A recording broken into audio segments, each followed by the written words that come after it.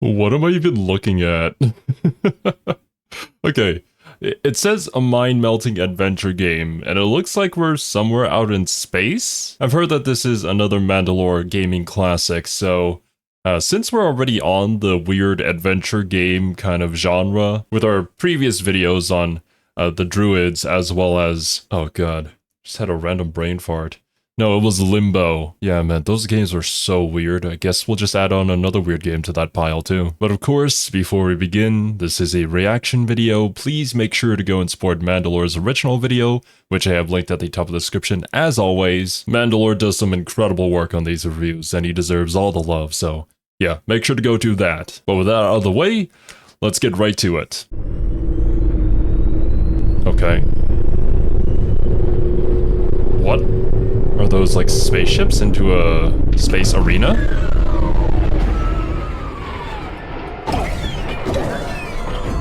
Well done. We have completed Valhalla. Okay.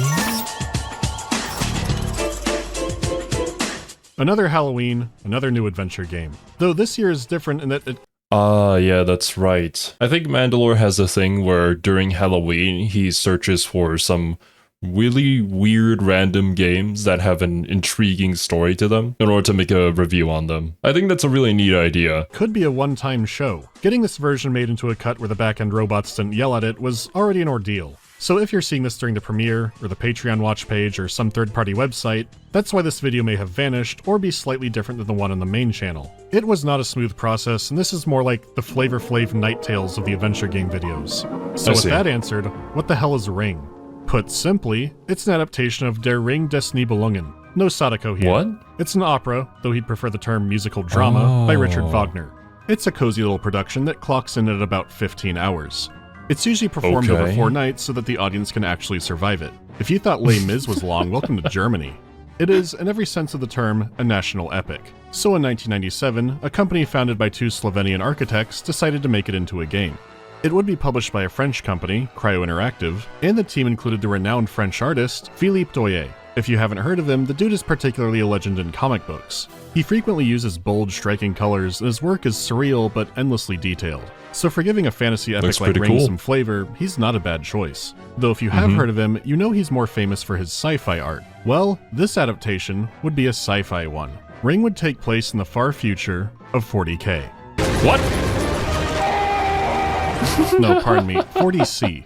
The idea was that the story of the Ring cycle is just so timeless it can surely fit into any setting, so there's no need to get into the original for now.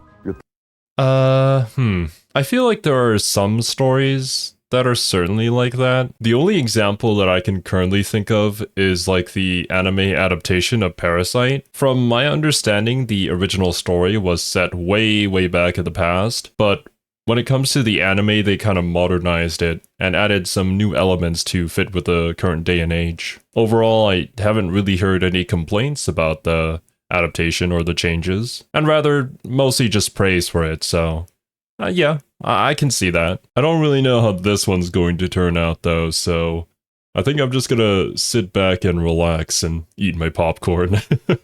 Pauvre Albéric, qu'est-ce qu'il veut? C'est être grand, lui aussi, envie de rouler en Mercedes, peut-être. Boy, will he. The game is currently abandonware, and to be able to play and record it, I had to reinstall my operating system. It won't work if certain NVIDIA drivers are installed, or a lot of other mystery things, really. For some reason, the game wasn't supported much, and most reviews I can find of it said it was very, very bad. IGN gave it a 2.7 out of 10, though GameSpot was more generous and gave it a 3.7 out of 10. Now these aren't great signs, but they did say the story can stand on its own. I can maybe agree that the game has a story. Sort of.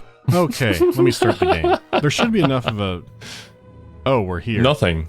Just straight in? A cutscene is supposed to play there, but it doesn't, so I had to go hunt it down. I have been known by many names. Messiah. Emperor. Thanos. He says he's a god and hero and wants to tell his story. He's actually purple, though. What? Oh man, this is gonna be great. Like, just from this intro, you can tell. This seems like it should be important, but we'll see how it goes. You're flashbacked into his past to see his adventure, which he tells you is also your adventure. Okay. So, are we doing the player as a character again? Come hither, my child. Enter. Become the Earth's child again, Ish. Ish? This task is your path. As old as the world itself. Perhaps even older. It depends on the age that we bestow upon the gods. The great adventure ends up being Ish entombing himself inside of a mummy returns prop.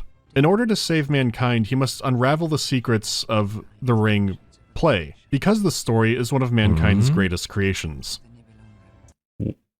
What? So you have to learn what the story is for the play itself? It's not based off of the play? Or maybe it is based off of the play, but then the story is to discover the part of the play. But then how exactly does that save mankind in any way, shape, or form? And what is mankind's current state in this fictional universe?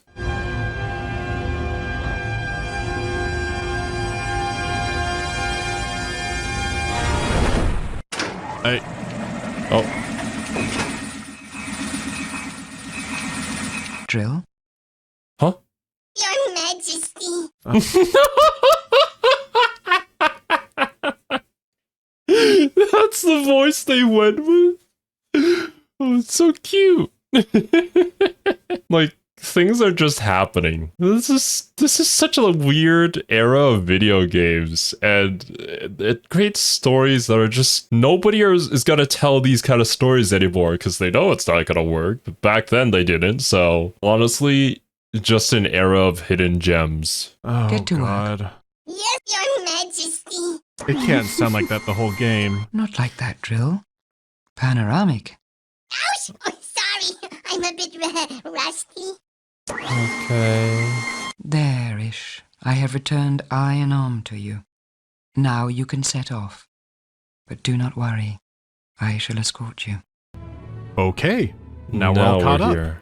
It is odd that the Eldritch sarcophagus doesn't plug him into the Matrix, but instead just controls an RC claptrap. But you're now free to wander this asteroid space station amphitheater. There are statues you can interact with that give you more information about the characters in the story, but none about the current setting. It is peaceful to explore here, you're just listening to nice Wagner music, and the narration is being done by award-winning actress Charlotte Rampling. They really had set out to make something classy and cultured. She now has to discover those of freedom. The fuck? What's with the artillery strikes? That he was himself wanted as a weapon on the symbol of the new order. There's no battle I can see. Like, who's being shelled by the... To this day, I have not found an explanation. What? Then why? Maybe it's more of a technological limitation, or they just couldn't finish it in time, or whatever. Because if we're trying to save mankind, then maybe mankind is kind of locked in some sort of galactic war with another race, or maybe with each other. That's like the best guess I have, given the current information that I have. But it's just not shown. Why else would they add that? Because that takes some effort to put it in there. It could represent a galactic war, and that's what makes Ish's adventure so important, or something like that. Or it could be like the Citizen Kane parrot that's supposed to shriek you back awake. Except Ring delivers that trick every 45 seconds directly above ground for maximum impact. Oh my god. The Rhine Maiden's gold was sleeping at the heart of the eternal mists. This is fine anyways because it's an absolute exposition dump. You get backstories for all kinds of characters because there are 4 stories to play, and you can play them at any time. So it can't take into account how relevant something will be in that very moment. With that in mind, our first character is Alberic, or Alberish, or Alberich. The game uses all kinds of names for each character. Sometimes it's the original German names for the Norse characters, sometimes it's just the Norse characters, and sometimes it's a translation from who knows where. So Alberic is the king of the dwarves and as spiteful as you'd expect. He's preparing for revenge against the gods, so we'll start with him.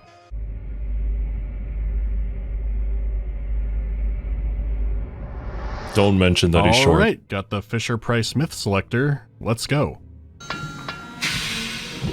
That is an ugly dwarf. Your Majesty, my brother. What is this juxtaposition of voice acting? It's like, we'll get this nice lady with a silky smooth voice to narrate for us, and then we'll get all of these like joke characters on the side. Just doing the absolute, like, silliest voice possible. Maybe this is directly linked to the play itself. Like, obviously, I don't know this play. While I do enjoy opera, I don't know much about it. But maybe that's how these characters are supposed to be portrayed? Or they're paralleling it with another character from the play? Or they just thought that it would be funny and quirky. I see you have returned. Now, the mine, the Nibelungen, well, it's not my fault. They've all gone. You must music do in the something. background. After all, you are the king. And this I told them. Yeah, they're all gone. Poof. Have you ever heard someone speaking and the way they say something is so bizarre it just skips over the part of your brain that processes it? Ring has a few examples of those, and somehow, this dude isn't the best at it. Look, glag or a proof of my good faith. It would be nigh impossible to understand what this guy is saying, unless if you have a really good ear for accents. Or obviously, we have the subtitles to help us here. What? Your good faith. My dear meme. Fear. Meme. Repression. These are the words that I'm using. Oh. I just got flashbacks to... Oh god, I forgot that character's name from Metal Gear Rising Revengeance. Was it Monsoon? I think it was. I haven't even played the games yet, but that scene really did stick in my mind. Memes. The DNA of the soul. To my ears. There's so much to unpack already. Why is Glug Tribute, and what is Glug? It kind of looks like the Dungeon Keeper cover. Now, what am I supposed to do with your ludicrous toys? If you notice the in-game subtitles being off or not matching the audio, that's in the game itself. You learn that Glug is for the motorbike and can explore around his Albrecht a bit. There is an item panel like many adventure games, and you have Brutality, Glug, and the Ore. Oh, interesting. Also, before we continue, I just wanted to add that yeah, I feel like it's just a commonplace for a lot of these older games to have subtitles that don't match, because I think like sometimes they have to re-record stuff. That or there was some sort of miscommunication going on. I don't know. And to be fair, even some modern games still have that, and it kind of ticks me off. Well, maybe not to that degree, but it's like, it's one of those things that sticks in your mind that's like, this isn't what they said. So it just bothers you. But after watching so many janky adventure games from Mandalore, I feel like I've grown more tolerant towards it. Perhaps you could call this some form of exposure therapy. There's not much to do in the Forge yet, but Albrecht can tear Meme's ass apart for daring to own a decoration. An ornament? Here in the foul, stinking half-dark of your forge? Oh, have you suddenly acquired a taste for beauty? You, Bruh. a squat, moldy, and groveling toad in this palace of hags. Yeah, I wouldn't know what to say either. Well, he wants to keep it, and this is where Brutality comes in. You can use Brutality as an item. Ooh! Oh, don't get so angry. You're the king. Take your piece of glass. I feel like Albrecht wouldn't be satisfied with this, and the game does too, because you can hit him more. Ow! Oh, why are you hitting me? Because I can. Because I like it, you slimy gutter dwarf. Because it is my good pleasure, you rotten little cabbage. How many lines does he have? Because it pleases me, you worthless prince of slime. The Wagner God. music is nice, but out of place and looped in a really psychotic way. Unfortunately, I can't demonstrate that much on YouTube, since there are about 500 different people who want to claim the music as their own. So if things seem disjointed, or a part gets muted, or the video itself disappears, you'll know why. Anyhow, Albrecht also... I just want to add that for this particular reaction video, that may also be the case. We'll have to see. I will say that while it has gotten better, the YouTube copyright system, it is still far from perfect. It's like almost every day we get some sort of false claim of some random YouTuber who says that they own the music to a particular video game that we live streamed, which just isn't true. And then they get to hold that video hostage for at least, like, I think it's 7 days.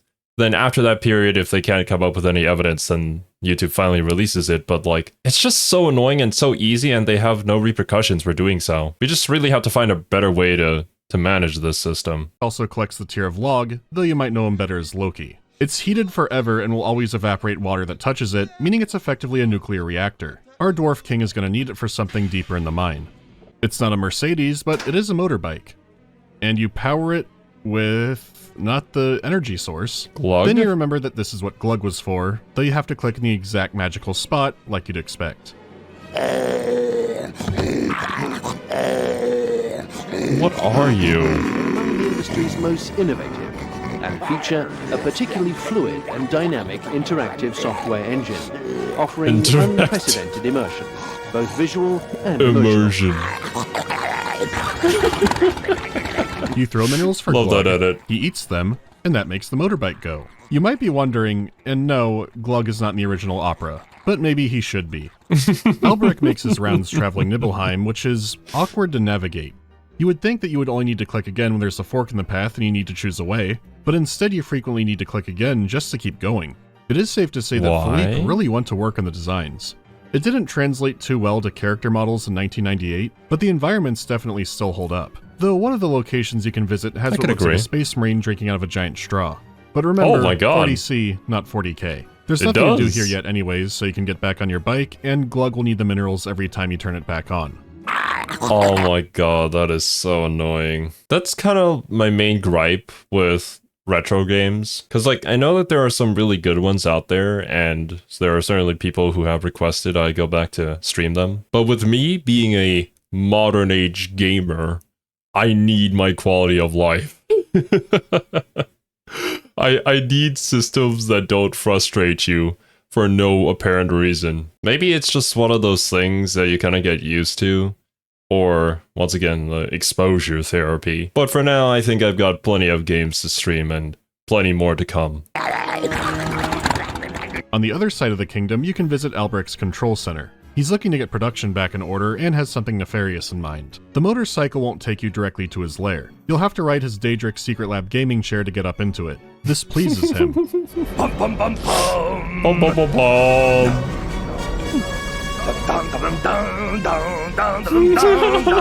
It turns out Meme's ornament did have a use, as it fits into a puzzle. Each panel tells a history of the god Wotan, or Odin. It talks about how he desired to rule the world, and then did so. When you solve that, you can activate the computer, though it's undergoing some technical issues. Albrecht— Oh, I just realized then. From Warhammer 40k, is that what the name is based off of? The League of Wotan? I think that's the name of the dwarves that got introduced, yeah. Although I think they're more AI rather than pure dwarf. Albrecht fixes it with his trusty 5-finger solution. The map is now active, and presumably, the system is back online. From here, it should be easy going into the storage room.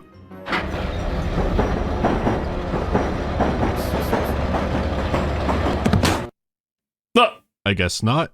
The first time I played this game, I couldn't actually save it because it was broken. It's not a huge deal now, but I still feel something burst in my chest when I see that endgame screen. What you need to do is move the tunnel around. That way you won't be aircraft catapulted into the wall. Now that you're not pulverized down into salted pork, you can get your stuff. It's hilarious that that actually happens. You just sit on your mobility chair going down the tunnel and just smack into a wall and die. A few of the vaults next to the big egg are empty, so you'll need to look around carefully. Actually, only one locker has an item, a diving helmet. It's the big egg that contains the anti-gravity gel you need. Oh. You don't know what it's for. With that done, you can head back up. Just make sure to put the pipe back into place and flood the antechamber on the other side of Nibelheim. This is critical to the plan, and so is the meme frog.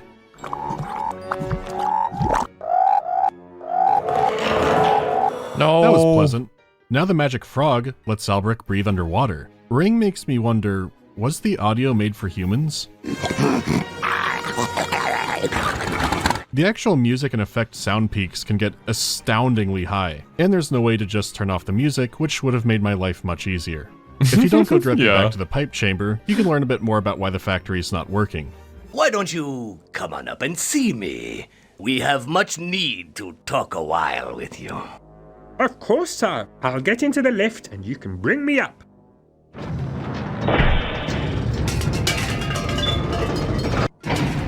Rip, dude.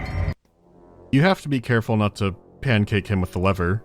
And then the dwarf will explain what's actually happening. The kingdom is shut down and not producing anything because the dwarves have formed a union and are now on strike. Alberic's about ready to murder him on hearing this, but wants them all to come back to work. And it just goes to show that work organized on ideals of fairness and mutual effort would appear to be just as productive as your, how can I say this, more kingly methods. That's a very nice way to put it. I want you to work for me again. You do? Oh, I am honored. However, I do foresee two problems. Firstly, nothing in your kingdom works anymore. And secondly, I don't see how it would benefit us. Hey. In short, what I mean to say is, let's be honest. At least he's being honest. Not a chance. Damn. I think you're going to change Brutality. your mind. Brutality. Alberic's voice acting is fantastic. He's so thrilled to be evil when he has power and just so bitter when he doesn't. But it's his upcoming segment that seals it for me. You equip the diving helmet and go into the chamber you flooded earlier. If you don't click the helmet first, you just die. If you do...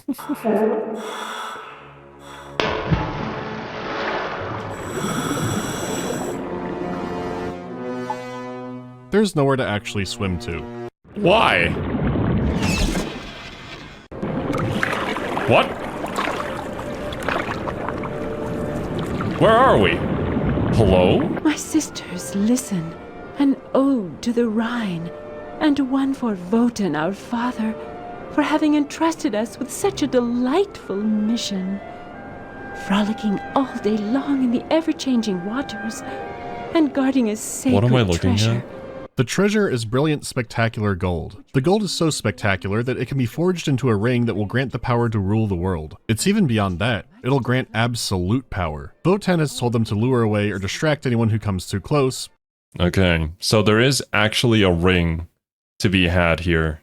The one ring to rule them all. And I'm assuming that all the four stories collide when they all attempt to obtain this ring. But unfortunately for them, they're dealing with Alberic.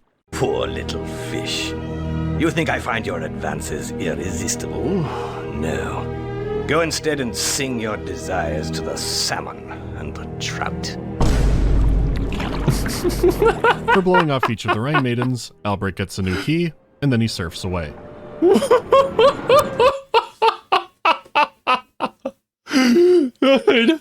I don't know, there's something so funny about this.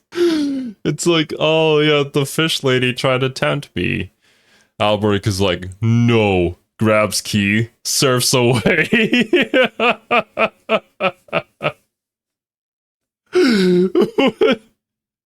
Absolute Giga Chad. That's why he's the king.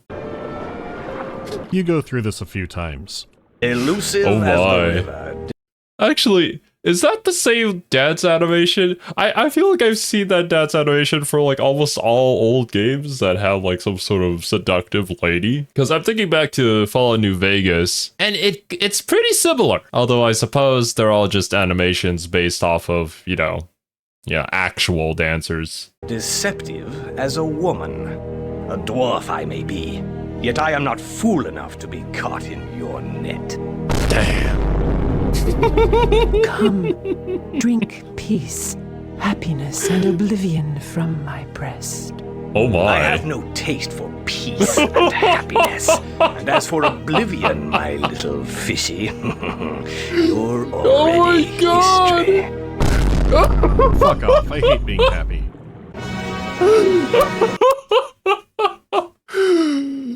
I wasn't sure about this guy, but Alberic might be my favorite character.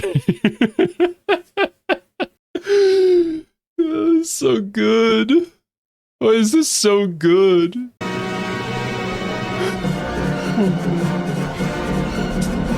Look at him go! Oh! The anti-gravity no. boots let you fly up, but the no-clipping, I have no idea. It's like a playable YouTube poop. After dealing with the fish in the sea, Alberic must endure the Halls of Torment. They might not actually be called that, but it's what they feel like. The environment can be really cool in these sections, but the puzzles become nonsense.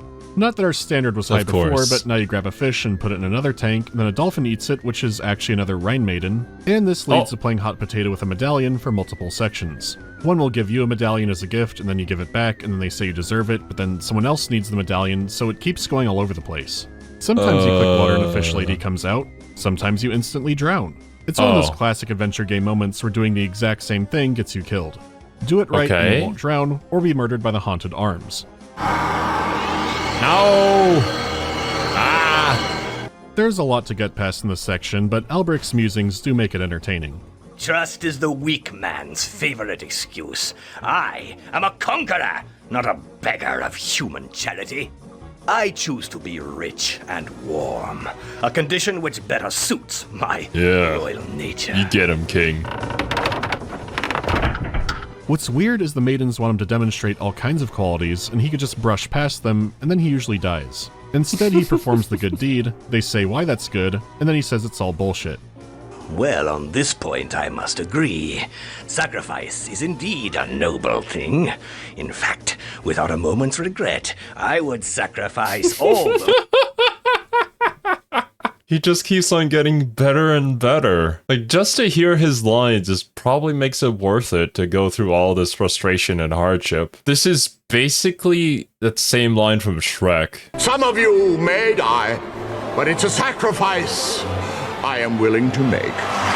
I love using that line, especially when I'm playing a game like XCOM or honestly really any strategy game where I control an army. Obviously all my viewers know how good I am at those games, and I definitely don't lead them into their untimely deaths, but it's just way too fitting. Those who stand in my way. Alberic is quickly moving up my list of villains as he gets closer to the gold. There is an option to choose love or virtue or something like that, but it is treated as a game over, which is appropriate for Alberic. Of course, you can just die here again if you forget to use your diving helmet. As for the good ending, it sure looks like another one where he drowned. So let them sing to the salmon and the trout and get the gold. Well, here is the gold, you walking disaster. It wasn't that difficult. Now, open your ears and gather your few remaining wits about you. You must forge a ring and a crown in accordance with my precise instructions. The world is mine. The Nibelungans, my slaves! Nah, you and Glug have to take a final trip to the Astartes chamber. Now Log's tear can be used to power up the factory again, and the ring lets him rule over everyone. The Astartes chamber. What have you learned, my son? Huh? I have learned that desire is a cruel mistress. I've seen a man renounce love for gold. And why did he so desire this gold? So Ish gets a little what was that all about lesson, and then it becomes the Heaven's Gate manifesto. At the dawn of the 21st century, the 9 forms of intelligent life in the universe came into contact with each other.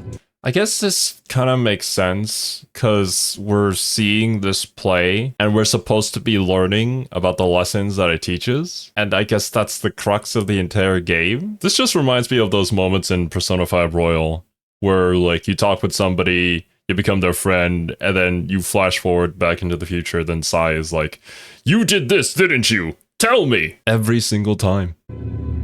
This was to be the second great upheaval in human history. Greed very soon held sway over curiosity, and a war like no other began. They fought for power, riches, and space, which was nevertheless infinite. Soon the 4 most powerful warmongers formed a deadly alliance. Humans were on the defeated side. It may surprise you to learn that this intergalactic war and history, it all goes nowhere. This is brain poison. Learning it can only hurt you. This also makes the framing even more nonsensical. If Ish is in the future, you know, and it's like a sci-fi setting for us, if he's learning about the ring cycle, shouldn't it be a normal fantasy kind of setting? Like the actual Matrix is in the past, or, you know, a video game. The sci-fi elements have nothing to do with the actual stories being told. They're used for puzzles, but other than that, completely superficial. You could argue they're showing Ish a world more familiar to him so it's not too alien and he can understand it. I don't think so. At this point, I'm convinced it's a torture device. Did they really think Glug was like Microsoft Clippy? No. Does this device look anything but evil? No. They're trying to kill me. Personally. You can follow the general gist of the story for now, the actual opera, but the deep lore, Absolutely not. This would be like if I asked you to watch Fellowship of the Ring, asked how you liked it, and then went, oh yeah, it's just like how we're fighting the Greys and Reptilians. And Legolas knows the Earth is flat. That's also true, my son. It makes the whole experience so confusing. All I can do for now is spin the wheel of madness and move on to law. That's actually a really good example. Then what was the entire point of it being set in the far future? Just to make it look cool? Or maybe it's because they got an artist who specialized in sci-fi, so they wanted to utilize that to maybe create a extremely unique retelling of the play. I can't think of any specific examples, but I do feel like in a lot of games, even modern games, there are just things added into the game that, you know, maybe other games already have, or they think that it's a cool idea to maybe experiment with it, but then there isn't really any purpose behind it, and so it just kind of gets sidelined, or even worse, detracts from the original game itself. I guess a general example I could give is something like skill trees. Like, yeah, it's neat to be able to customize your character to fit your playstyle, but that also is very dependent on the type of game that it is. I would say that there are certainly some games out there that do benefit from having a skill tree, and others that most certainly do not, but still have them anyways because, I don't know, maybe it's another way that we can monetize the game too. Oh god. Laga, Loga, Loki, it doesn't matter. It's Strange Chin Man. So that's what we saw in the beginning. My setup really doesn't like that engine sound, but maybe it runs better on yours. I don't like it either.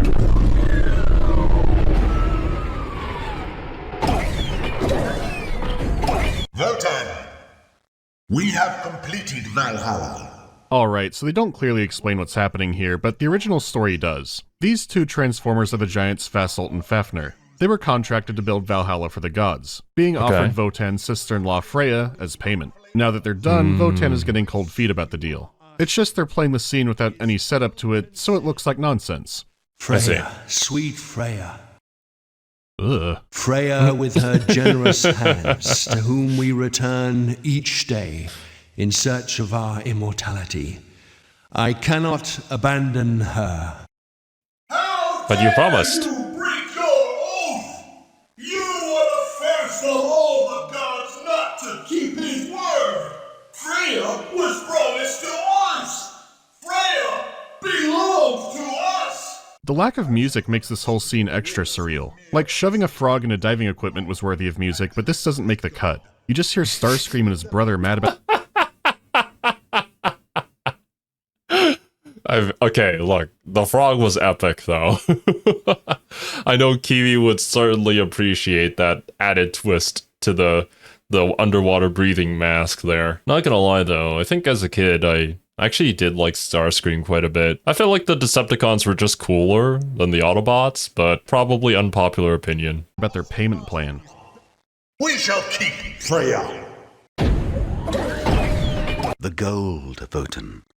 The gold may be our only salvation. Fuck it. Alberic has stolen it and forged the ring. I have learned that since then, he has been hoarding countless riches in the gloom of Nibelheim. Your labor has been immense.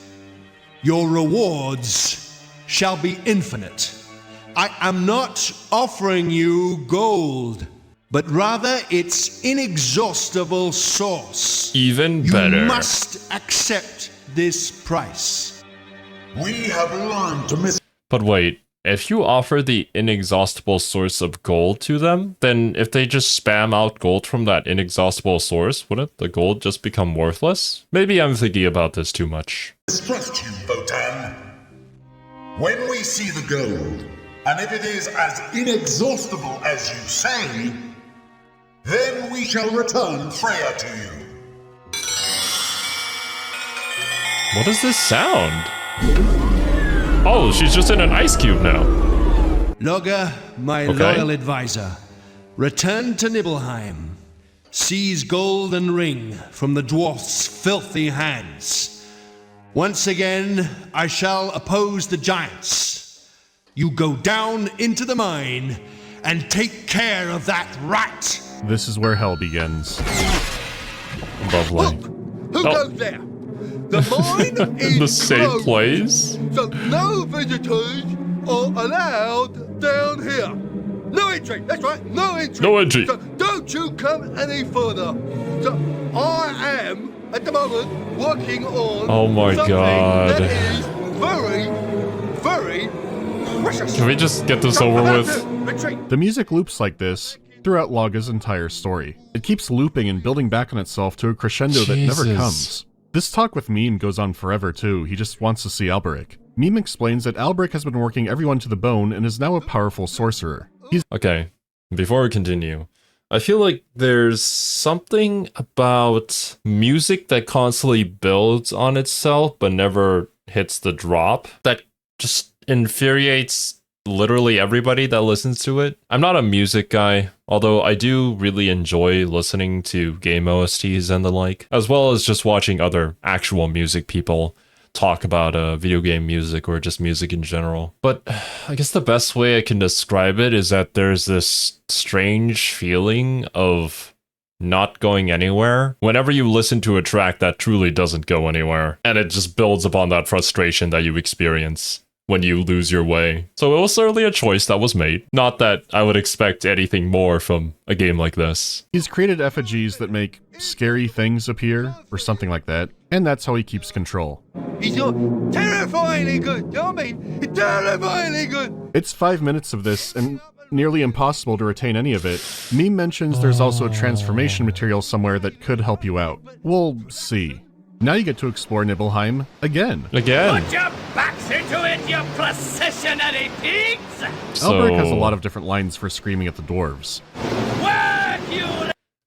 It's gonna be so funny if, for the 2 other stories that you play, you all just come back to Nibelheim.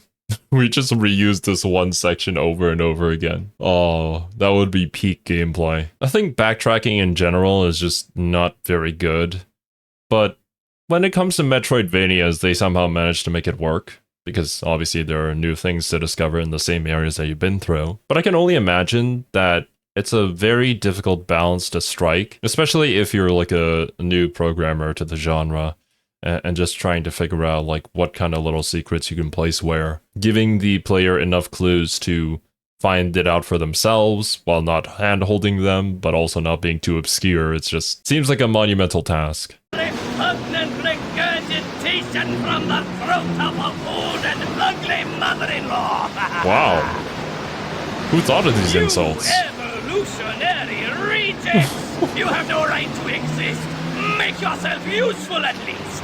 Dude, I gotta save some of these and use them randomly. I was so bad at playing the villain during our Knights of the Old Republic Evil Side playthrough, so I gotta find some way to redeem myself. I don't really know if learning from Alberic is the best way to go about that, but I guess we'll just have to wait and see.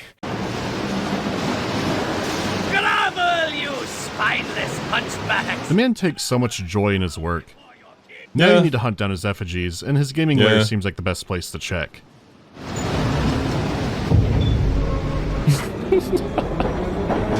Oh no! Did you... Oh god, here we go again. You've got to do some puzzle nonsense again, but can break into the vault after that. Unlike last time where it was mostly empty, there are 3 effigies here, along with a strange material instead of the anti-gravity yogurt. When that's done, you've got all you need to explore the other side of Nibelheim. It is kind of interesting that Logi surfs around too, but through the air. I'm gonna guess the surfing was saving a lot of animation time. This is where you discover the Volus torture chamber. Actually, that's pretty genius. Yeah. You don't have to animate them walking around or interacting with the environment around them, just have them surf. And what I see when I can't sleep at night. You have to talk to the Scotchy-Moochie Volus, and it is designed to make you crazy. It feels like he contains the activation switch for taking out some politician somewhere. It is a 7-minute tirade about dwarves and... I don't know. The delivery, the way the music loops over it.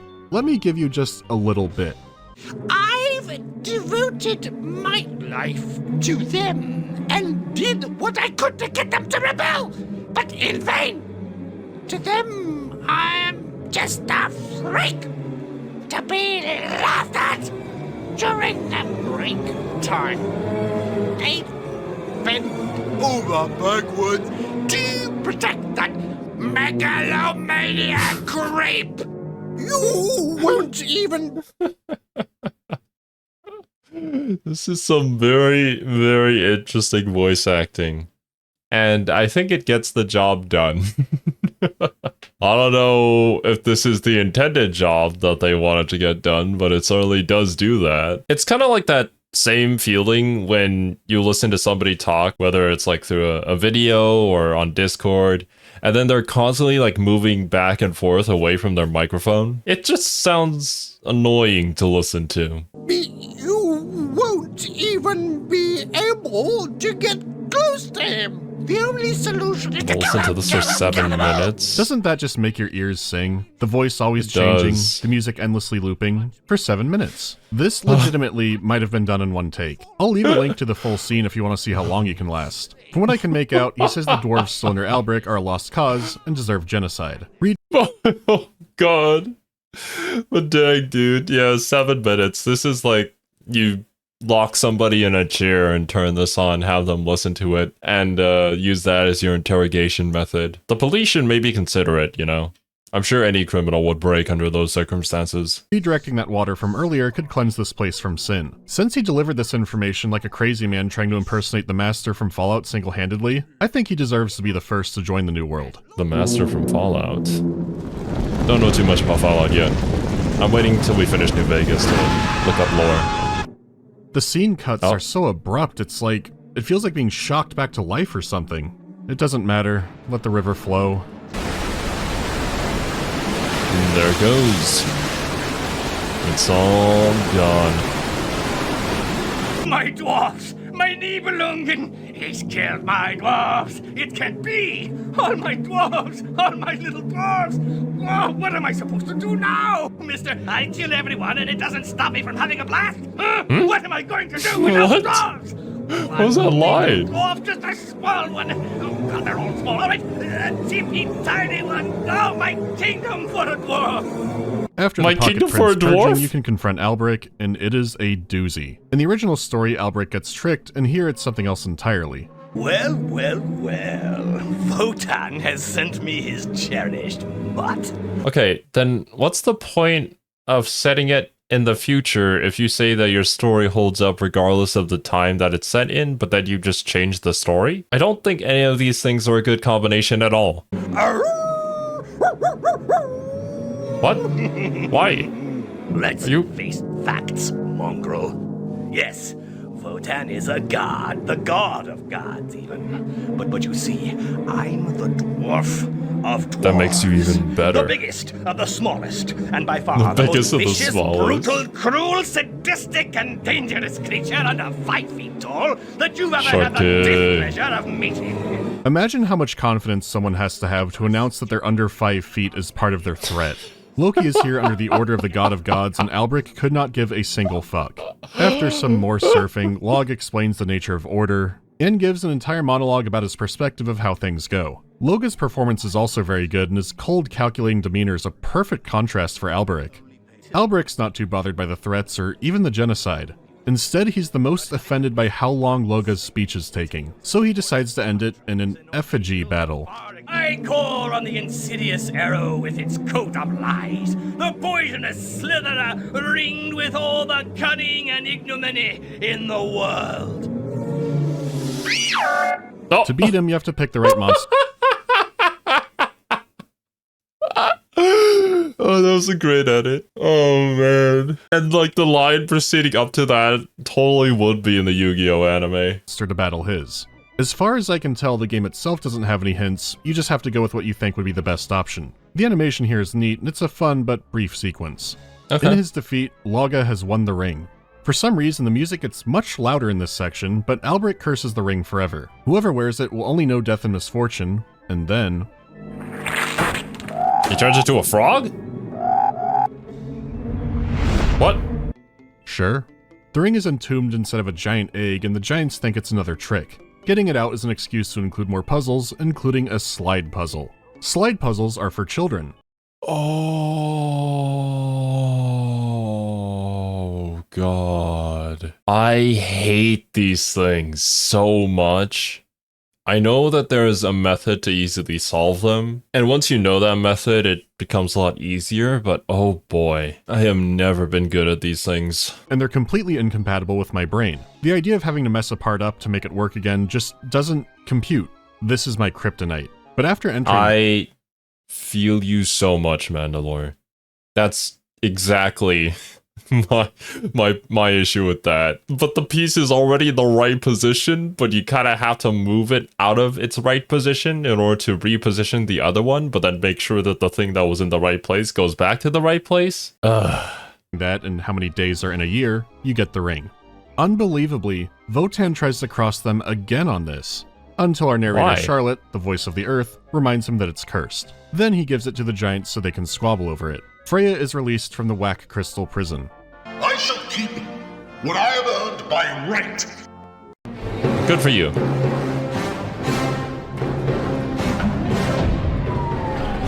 Take the egg. Why are you... Oh. Whoa! Okay, now they're fighting each other for it. Okay. Then off he goes. You do more puzzles on this combine piano. I don't know why. They don't say why you need to, but you have to. This heralds the beginning of a section that many adventure games have where it just gives up and you mainly get puzzles. It doesn't look cheap most of the time, but the story becomes so gutted that it feels empty even if you do know this story. When the Four divided the universe between them, please no, they also laid down their laws. The 5 slave races then began paying for the opulence of this new order with their lives. Okay, I have to ask, who or what was Ring made for? The dialogue and themes seem way too heavy for kids, but there are so many certified Looney Tunes moments too. Right? All while telling a German opera fantasy story in a science fiction skin, with large parts of the story either removed or completely changed to make the game go forward. Exactly! Like, what? There is a clear lack of understanding of who the target audience is for your product. And you need to know this for literally anything that you want people to see or buy. Even when you make a YouTube video, there is a very specific person that you're targeting. But then when you throw in all of these different things that appeal to very different people in a way that is unappealing to all of those different people, then it's not going to work. Which actually, that reminds me, there was a video game called Concord that released recently and it got absolutely trashed, and I think they're refunding everybody's purchase on it and closing it down. I think the Actman made a video about it, and I'll probably check that one out soon. Seems like a very interesting case study, that even till now, there's always gonna be those games that release that are just made for nobody. Or maybe I shouldn't say even till now. Maybe I should say it's even more prevalent nowadays than it used to be. Changing the source material in order to appeal to a target demographic that does not want to watch that series anyways. Yeah. Yeah, that sounds all too familiar. Rest in peace, Star Wars. The budget on display is so high for what this is. But even now, knowing the story of Ring and getting the gist of what is supposed to be happening in scenes, it's still a lot of nonsense. If you don't know the story, it becomes impossible to follow. And don't forget these are stories inside a story, which is even more of a fever dream that's never elaborated on. Playing this without context actually made me feel crazy, in a way no other game has quite captured. There are games that are frustrating or hard or convoluted. This is a Necronomicon that makes sense to somebody. I would love to know what the plan was, like, who was the target audience? It sold a few 100,000 copies, so some adventure game players did pick it up. Anyhow, our third story is Sigmund, and instead of having a long... I would love to know what the adventure game players of the time thought, because a lot of the conceptions that we currently have are also based off of how gaming is right now, but gaming during its early days may have had a very different response to this. Certainly not a positive one, I would imagine, considering the scores from reviewers that we saw earlier, but undoubtedly a different one from what I currently have. On cutscene to set the stage, we just get this.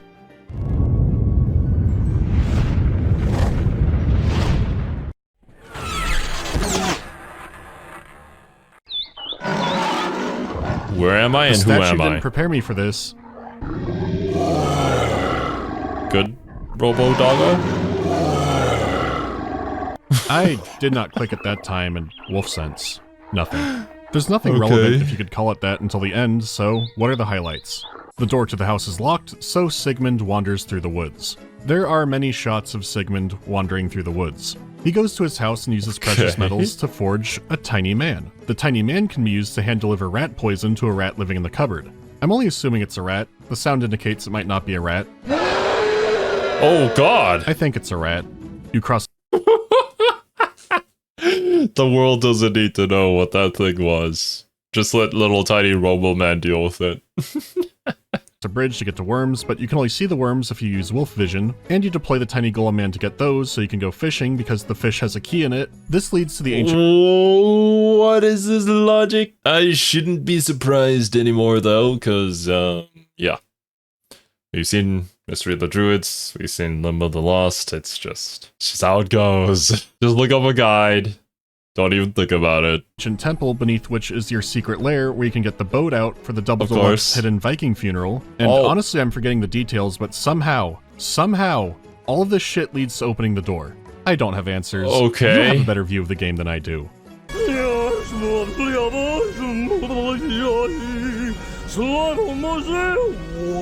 Whoever you may be, whether fairy, woman, or apparition, do not send me away. I am a tired and weary stranger. I must rest here. Damn relatable. This woman and home belong to Hunding, the warrior. But we gladly offer you his hospitality. Enter and rest, stranger. I will bring you something to drink. It turns out the mysterious woman has a Fursona pin just like Sigmund does. She is Siglinda, his long-lost sister, and he is very, very, very happy to see her. One of the many issues of this is that she's already married to Hunding, and he is not Hundigging it. What is he doing here?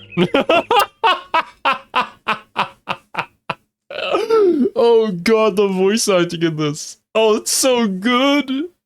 This is amazing. I need to hear that again. What is he doing here? What is he doing here? That is the voice of a man who certainly is not Hundigging it. Stranger, I can easily recognize in you your errant and wild lineage.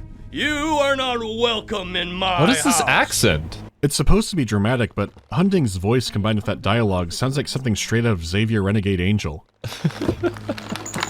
Oh yes? And since when have you been taking such liberties? I feel greatly deceived. What is that accent? I'm trying to listen. Is it supposed to be Southern? But why? Well, so be it.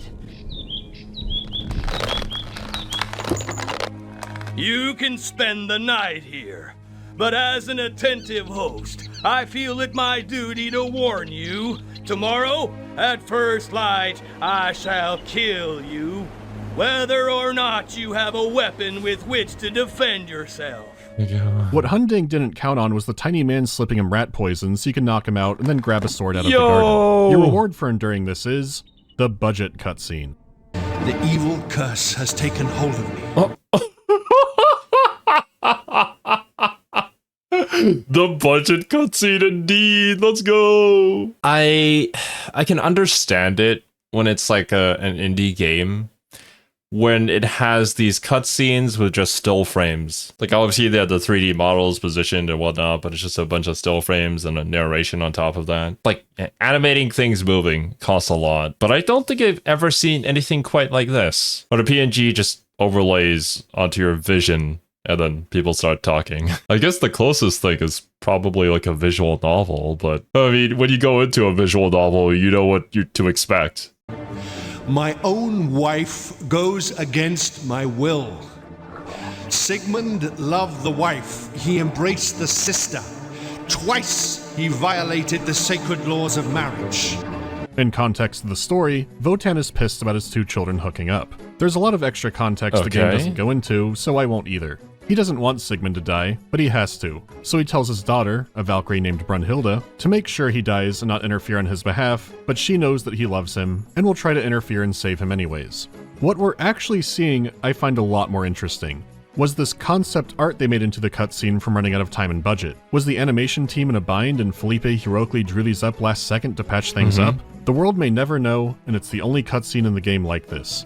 It's also as messy as ever. They're trying to adapt way too much into this Frankenstein of a plot.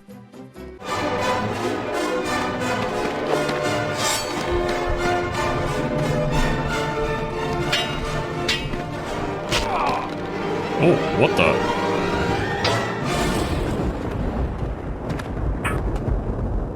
Nice.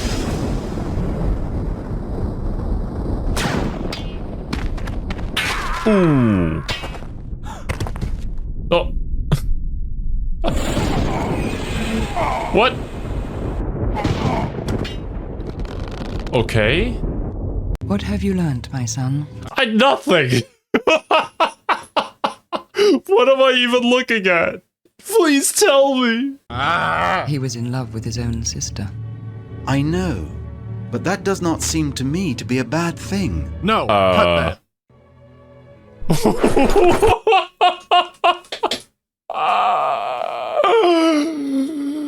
Oh god, oh no, what the fuck? I think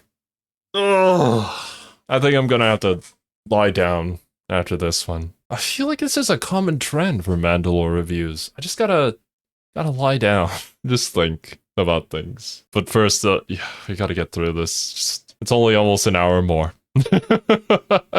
We're not even halfway done with this. I can't believe it. Fuck. What the fuck? What? I don't want to see Ish get his old man war ideas, and neither should you. Sure, the art depicting the deep lore looks incredible, but like I said before, it's poison. The only thing we saw for sure happen was a real estate deal and incest. You don't get to give me your essay on the real story after seeing that, and then try to tie it into the four at Tau Ceti and Thetans and whatever else you saw in your episode that day. Whole armada of rebels.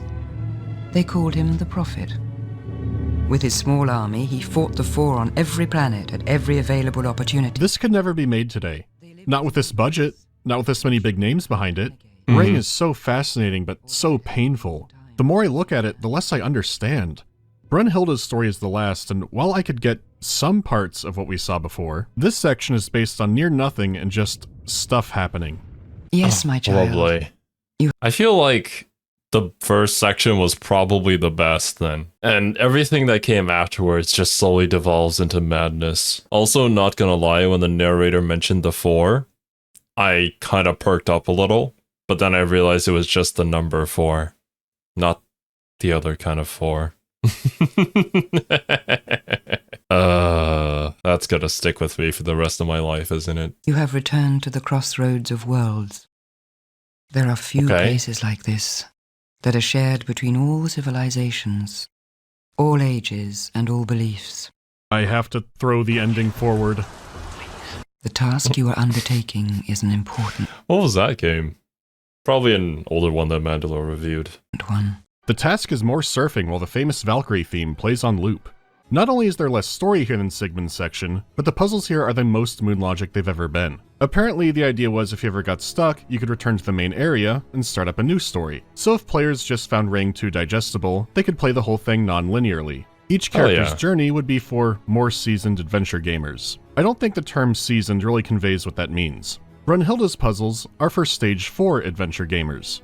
The kind where you come to a frozen sea, so you use your magic spear to set a bird on fire, which will melt the whole ocean. This causes a mummy to fall into the water, and lets you retrieve the plank of wood, which of course you can't tell is an object.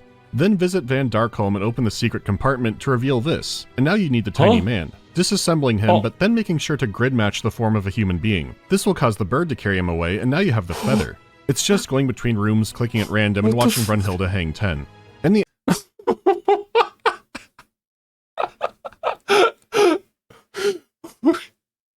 I think this is the least logical I've ever seen one of these adventure games ever be. It's like that one time where you threw salt onto that guy's tomb, and then the tomb collapsed in on itself. I thought that was pretty peak, but that has nothing on this. In the actual story, Brunhilde hid Sieglinde, who's pregnant, and then Wotan imprisons her.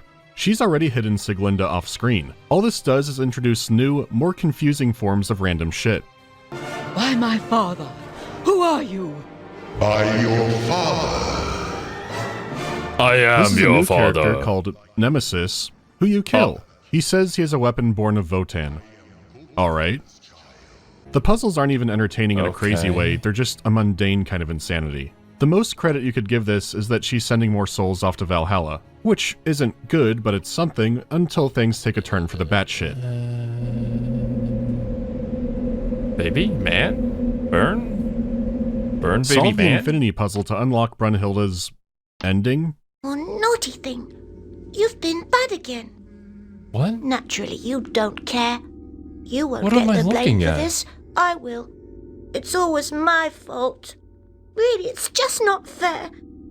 If you start that again, I'll get a different doll. Ah, there you are. It's good what you've done. What? You must go and see your father now. He's angry at you, you know. But that's unfair Some cheeks, too, though. because deep down, this is all his fault. Nemesis was right. Ow, Pop. Ow. I destroyed Nemesis. Okay. Dang. I was seeing that audio clip that actually happened in game, so Mandalore left it in. I thought my headphones messed up for a second there. You're so naive. You did not destroy Nemesis. Yep. You have become Nemesis. Ow! No, it happened again right as I paused. What the fuck is going on? And why do you pronounce it Nemesis? What is this? I don't understand. Leave that for later. Not all secrets are for telling. First, go and see your father. Go! If there are any experts in the ring cycle, please tell me what the fuck is happening. Raise your head, miserable thing. You are no longer my daughter! I exclude you from the immortal lineage forever! And forever shall you be banished from my sight! Father. Wait, if that's the main area and Ish is back there, what's happening? I thought he was observing the story, but now he's right there. Did they have to use this area for some technical reason, or is this part of the story? Well, whatever the case, this is the part we were supposed. I mean, maybe it's like we're simulating all of this happening in real time, so these aren't the actual people, but it's just a simulation of the things that they've done, and we use set pieces that exist in order to convey the story. If I'm trying to find some sort of logic from this, that's the best I can come up with. Supposed to see much earlier. Votan imprisons her asleep in a treacherous area that only a worthy hero can get to. That whole level was completely pointless. What have you learned, my son? We learned Nothing. the Earth was destroyed and that humans' memories are probed for entertainment by alien masters. The story of the ring is engraved into our DNA. It's sort of like the Animus, except instead of a person's memories, you can just watch the entire Nutcracker. The Animus is from Assassin's Creed, right? I think that's what they get into in order to experience the memories of their ancestors or something like that. And that's why it jumps between all the historical timelines and stuff. I don't know anything about Assassin's Creed, but I've heard that as like offhand knowledge from somewhere. The point of all of this is then revealed. The Four have just discovered an enemy and they need you to combat him. Okay. But I'm not a warrior. That is not what they're looking for. What are they looking for? The greatest of strategists would be useless to them in the face of the threat that is fast approaching. So, what do they want? They want a of theater me? kid? They wish to restore a god to the universe. I'm to become a god? To lead their people into a battle with all the fury and determination which only faith can ignite in man. Although this god is not a... Then what's the point of learning about this entire play? Do we now know some sort of secret that can lead us to godhood? Phantom. He exists. Or should I say, he will exist. For you see, Ish, this god will be you. Okay. Your final item is receiving death. Thank you, Votan. You won't regret it. I awoke as if from a dream. Huh? Did I regret waking? So you just became a god? Or was I happy to see the dream end and a better day begin? How did we get here? I cannot say. I felt as if I had reached out and touched the secrets of the universe. I feel the same way. I feel like I saw something I shouldn't have. However, Ring was a 4-part opera, and this only very loosely covered the first 2 parts. So all they can do is just reflect on Ish being God. I knew that the adventure would not stop here.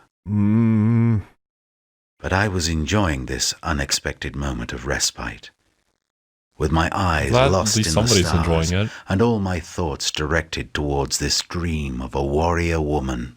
Imprisoned by the flames. Oh my. Warrior lady? Let's see How this. funny you are. You play and you think that all is well, but it does not.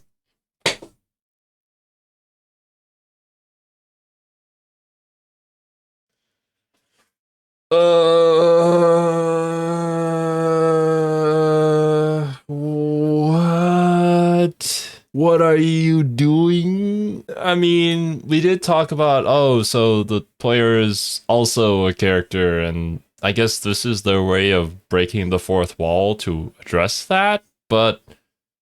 Huh? I don't feel spooked by any of this. I don't even understand my role in the story or even what's going on. This is just a thing that is currently happening before my eyes. What in the world, man? What is this game? Really concern you. But in the end, you will all be part of my game. Incomprehensible. Thank you. Is the girl on the TV the extragalactic threat and she can intrude into the story somehow? Now my headcanon is they tried to show Ring to Ish, and then this thing came and infiltrated it and just made it crazy to try and sabotage their new god. It's an actual crazy chamber. Even if you could perfectly follow the story, there's not a lot to come to Ring for. There are some cool environment designs and a few great character moments, but those are so far and few between the crazy. Most of the puzzles are- Okay, yeah. Everything after Outbreak was just downhill from there, if I'm being perfectly honest. He was the most entertaining out of all the characters, I must say. Deranged and without much context to make them really worth doing. And we're done with our best character far too early on. The game is currently not sold anywhere and hard to run and hard to find. It's not worth that journey. I mean, hell, it's not even the full story. That wouldn't be done until Ring 2. Ring... They made a sequel. You made a sequel? Got bad scores. Ring 2s were even worse. People who are mixed or even liked Ring hated it. Does the box spray corrosive acid on you or something? I tried a lot over the years. A friend sent a physical copy, but I can never get it to work, and that's fine because some mysteries are better left unsolved. Okay, thank goodness. Thank God. It's probably best for the world. But wait. We have an entire video left. Half of the video. Matt, don't tell me you actually got this to work. Oh no. Oh God. It works now. Oh no. And I might not be able to get it working ever again. I've gutted my PC to play and record this, and I'm not going to do it again. I don't want to read comments or get emails about coming back to Ring 2. It has to be over. So to hell with it. Let's complete the cycle and find out why even the Ring enjoyers hate this one. Oh my God. The ring must be destroyed. It must. This is the first time I've seen him on the deck. What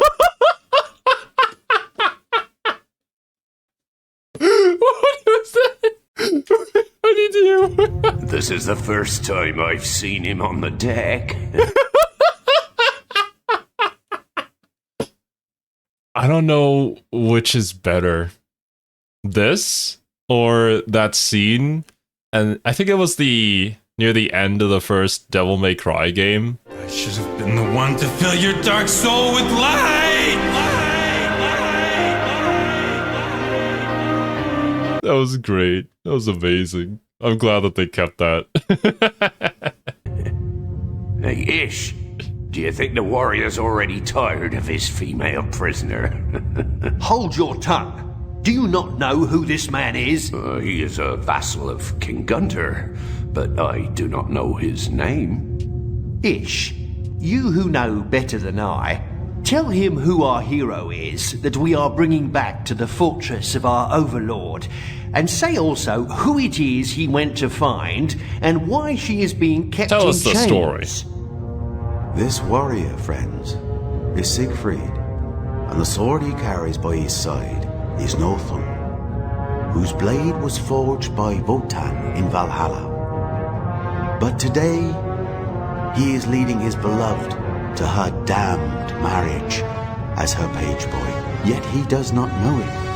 Poor man. So Ring 2 is supposed to continue part 3 of the cycle, but starts with a flash forward of part 4, and now Ish is just in the story. I didn't think Wagner could have a basement order, but that's the future we live in. The sound has gotten worse. Lovely. The air! The air! Oh, does he think the metal will melt alone? Meme is back with a new voice, which makes him way more tolerable to listen to. Thank but there's goodness. nothing to interact with, and I can't even see my mouse pointer. It could be a graphical issue, which wouldn't surprise me, but I think I could... Oh my god, you're a person now? What This is the a big heck? departure from the point and click we had before. How the screen is framed isn't great though, so let me fix that. You'll miss the item window, but that's not worth it. Now that we can all It's see, not worth what it. the hell am I? I'm a child in what appears to be a deep-sea mechanical gimp suit. It's like Rapture's Big Daddy prototype. Yeah, that's what I was gonna say. It just reminds me of the Big Daddy, but just like malformed. Something went horribly, horribly wrong here. The little boy. It looks like he's trapped in permanent Dota 2 posture. It looks like your life is now spent doing tasks for me. I'm not sure if Albrecht knows about him having the boy slave yet, but I bet he'd have some cracks about it. Getting the bellows started looks like it should be an easy click drag, but it is not. The detection for it is horrible, and it feels like trying to wrestle it over anything. After some musical forging where you strike the hammer after the note and not on it, the child causes a fire. Of course. Oh, fire! Fire! Oh, I knew it. Why did the gentle dwarf waste his time looking after him all these years? Why? Oh, well then... Or is he not going to do anything to put out the fire? He should take the water carrier near the pond. And quickly! The sound in Ring was never great, but this feels so much like a void. There are barely any layers to the effects. I do prefer this over playing a point-and-click game. For now. For now. We'll see what amazing ideas they have later. Glad to see Ring come back to life. That suit is like the exact opposite of Enya. He must strengthen the ceiling. He must go out and take a trunk back from outside, close to the stumps. Quick! Well, at least the music is pleasant, and it does seem to loop a lot more smoothly. Ring 2 never has a literal torture chamber like the first game did. It's still pretty unique visually, except Ring 2 came out in 2003. That's 5 years after the original, and 3D graphics were advancing at light speed back then. Right? And man, they are really pulling back the camera. I guess because it's an open space, but Jesus Christ, are they going to open Google Earth next? You could argue that Ring was very tunneled in and claustrophobic, and this is trying to make things more obvious, but you might want to save that thought. Without a doubt, they desperately want the story to be more understood, as the menu now has spark notes. There's also no mention of the Galactic War, or the Four, so someone may have no- Damn you, Mandalore, you knew exactly what you were doing. Oh, there you go. But I am glad that, you know, if the story is nonsensical, at the very least have notes about what the heck is going on so people can understand. Maybe that was like one of the complaints for the first game, and they tried to fix upon that, but apparently it didn't go very well still. Or, well, it went even worse than the first time. Noticed that was completely insane and scrapped it entirely. But Ish is still around, just placed into the story as a narrator instead of Charlotte Rampling, who probably had much better things to do.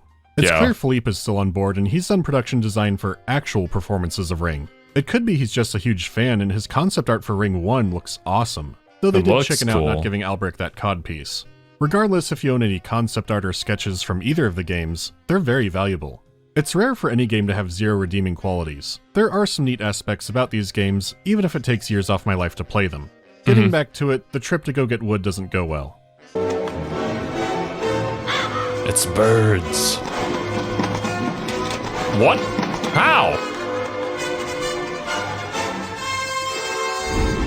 Just 2 of them? That's enough? How do I do? Oh, God! Oh. Now we're free. The birds have freed the child from Andrew Ryan. Welcome to Ring 2. That's our title drop. Confused? Read the spark notes. This is a terrible way to tell a story. Let's see how we do without it. I'm sure it'll be just fine. By this point, I probably would already had some sort of tangent about enjoying video games and giving them props for being able to tell their story through the gameplay. For this one, I'm just glad that at least they tried to tell a story. At least there is something there that you can refer to maybe look at what's going on, because I know that there's no way that's going to happen in-game. No way at all. I'm now a babe in the woods, but a different kind of babe went up that tree root. That should be a good starting point. Child, my child, come and show me how strong and handsome you are. Oh my. Come to me. Come. I don't want to go up the tree anymore. You do not wish to come? Oh. Do I frighten you? Oh, come now. I am close by, as I've always been. Come. Ring 2 is taking a very weird, very French turn. I can't see her anyway. Oh, I don't know. She sounds like such a nice lady. Why wouldn't we come over to her? I can't see her anyways because I don't have the tools to climb up. The method to do so is scattered around this huge field, and Ring 2 has a new nasty surprise. You can only hold one item at a time. That means if I need to combine it with another item, I'll need to physically go there and do it right there. Otherwise, I'll pick up a new item and leave the old one. This has disaster written all over it, especially with how big this area is. Yeah. Thankfully, sometimes the items do have a shine on them, which is something, but it means having the wrong item for a puzzle since Do note that Mandalore said sometimes, doesn't mean always. Ah, jeez. Is this better or worse than trying to find the right pixel on your screen to click on? I feel like now there's just way more area for you to get lost in and for you to lose items in. Sends you trekking around again. For this one, you need to free a bowl so it can pull apart some branches and reveal your prize. Even with the one item restriction, this is decent. I cut out the bowl, tied the rope to a hook, put that on the bowl, lured it over with a flower. I understood what I did and felt kind of satisfied getting the dagger, instead of feeling pure despair wondering what I was witnessing. These moments were so rare in the first game, and it's a good sign. Oh, fuck. You? Who are you to dare to rob the dead? And with me, you would take that risk? What? We were so close. It was so easy. Oh well, let's see what this trusty lady has. Come closer. Do not be afraid. Yes, like that. Good. Tell me, do you remember me? Oh. My face? My gaze? What the fuck? Are you okay? I don't think that's a very comfortable position to be lying down in. I need an adult. Oh no. Oh no. Does none of this evoke the slightest memory? Not at all, no. The dwarf had promised to be your tutor. I see he kept his word, but he chose to teach you the most perfect ignorance. In your soul, I can tell that he kept everything from you, even your name. A name? Only mine has a name. Nothing else in the world exists but him. Oh, now he's mime. He was meme in Ring, so I'm gonna keep that. I'm fairly sure it's supposed to be Mima, but my brain is so rotted from these games, I'll never remember the names correctly ever again. Who am I gonna talk about the Ring of the Nibelungen to in real life? Who cares? Knowledge of these games is not something I take pride in. This is a curse. Look, here is the border. Decide to cross it, and you will lose your certainties. That I promise you. I can see pain and anguish. Death, even.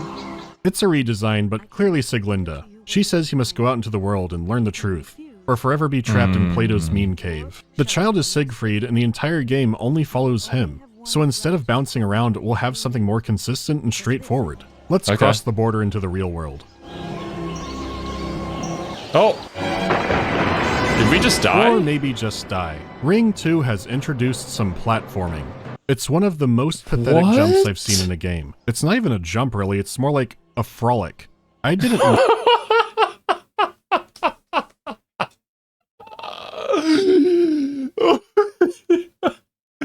What is that?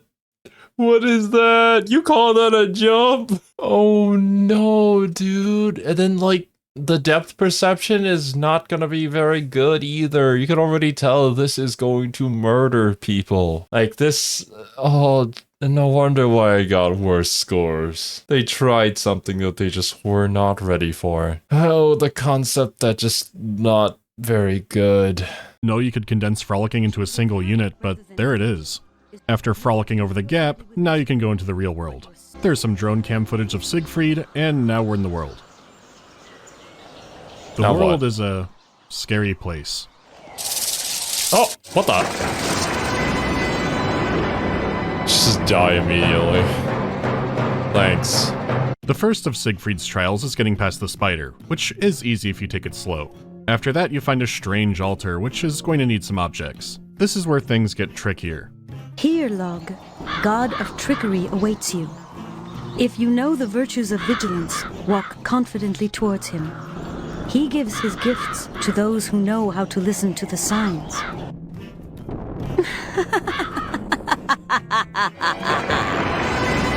The sign is listening for the calling of crows. A certain sound indicates the fire in the tunnel will stop for a moment, and once you figure it out, it's pretty straightforward, though it still takes a while. We see a statue of our old friend Log, and grab his bowl. First item down fairly painlessly, but it doesn't go on the altar, it just makes a new triangle. So it should form the same symbol on the dagger. One more to go. This one is far down a path among a bunch of lava pools. It's worth the jog though, because you end up getting fucking Mjolnir. This is good timing too, because now the way back is filled with demons. You can't use the item on them, there's no way to fight them, and I looked in the manual and there is an attack button, but it doesn't do anything. All you can do is stand there and die. So I loaded up an old save, and now I can rotate. Restarting the game, now I can rotate and aim and throw it. Which I thought would be it, but playing it again for this video, you're locked in place and just use the attack button and always hit the demons. This section is bugged to hell with one L and back, but I successfully got rid of Mjolnir. I'm not sure about that. Got rid of it? The protector and guide of those for whom even the sun at noon does not obscure the stars in the sky.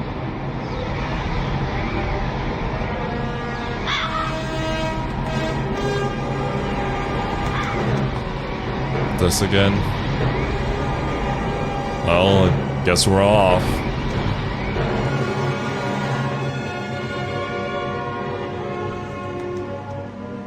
Oh Christ, is that the city from Scorn? Well, no, because it looks too mechanical, but it's way more horrific for me because it has a slide puzzle. I hate slide puzzles so much.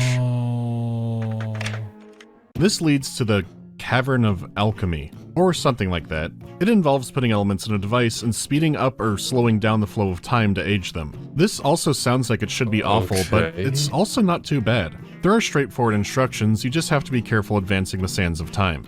As the materials age, Siegfried does too, and if you don't stop the sands from falling, then he will as well. He just dies of old age. When you do it right and get a diamond, something happens.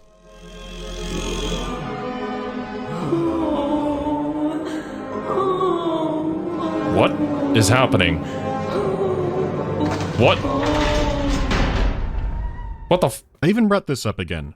It doesn't help. You're back to child form and discover a giant air conditioner. Or maybe a big vent? Who knows? You have crossed the worlds of the gods, giants, and dwarves. Now that you face the world of men, decide whether you will be a hero or a slave there. Ah! I cast Fireball.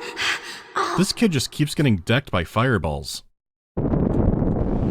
Shame on you. You are nothing but a meal for rats. The secret to this one is to throw rocks into the AC so that the wind comes up and will deflect away his fireballs. You have to time it just before his attack is finished charging, or else you're gonna get decked again. The wind won't last forever, but each time you thermostat parry him, your status in the world will go up. What? What? Slave. Such will be your rank among men. And they— What is that? What kind of stupid mechanic? What kind of... Okay, you know what? Actually, I'm just gonna go take a small break, and I'll come back and record the rest of this video. I just can't deal with this anymore. I need to clear my head. Alright, I'm back, after taking a small nap. I can't imagine what it would be like to have to play through all this if this is how strongly I react to it just by watching somebody play through it. Jesus, man. They will leave you the same scraps as they give their dogs. Your days will be grey and your wife ugly, but you shall live without begging. You have to do this 6 times, and if you screw up, you go back. Is this a boss fight? I can't tell. I didn't think the story would take me to fighting a stand user with an air conditioner, but here we are. Anyways, you grind your way from being a slave to the king and hero of men. Alright. So now what? What? That works?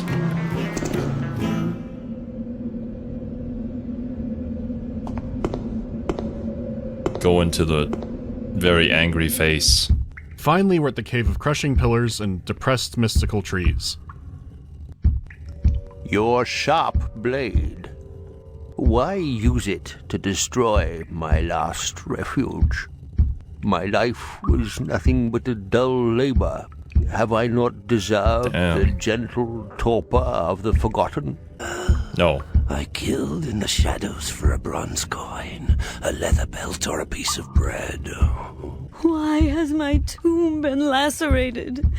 Did I not obey my destiny by being— What is this? Is this the tree?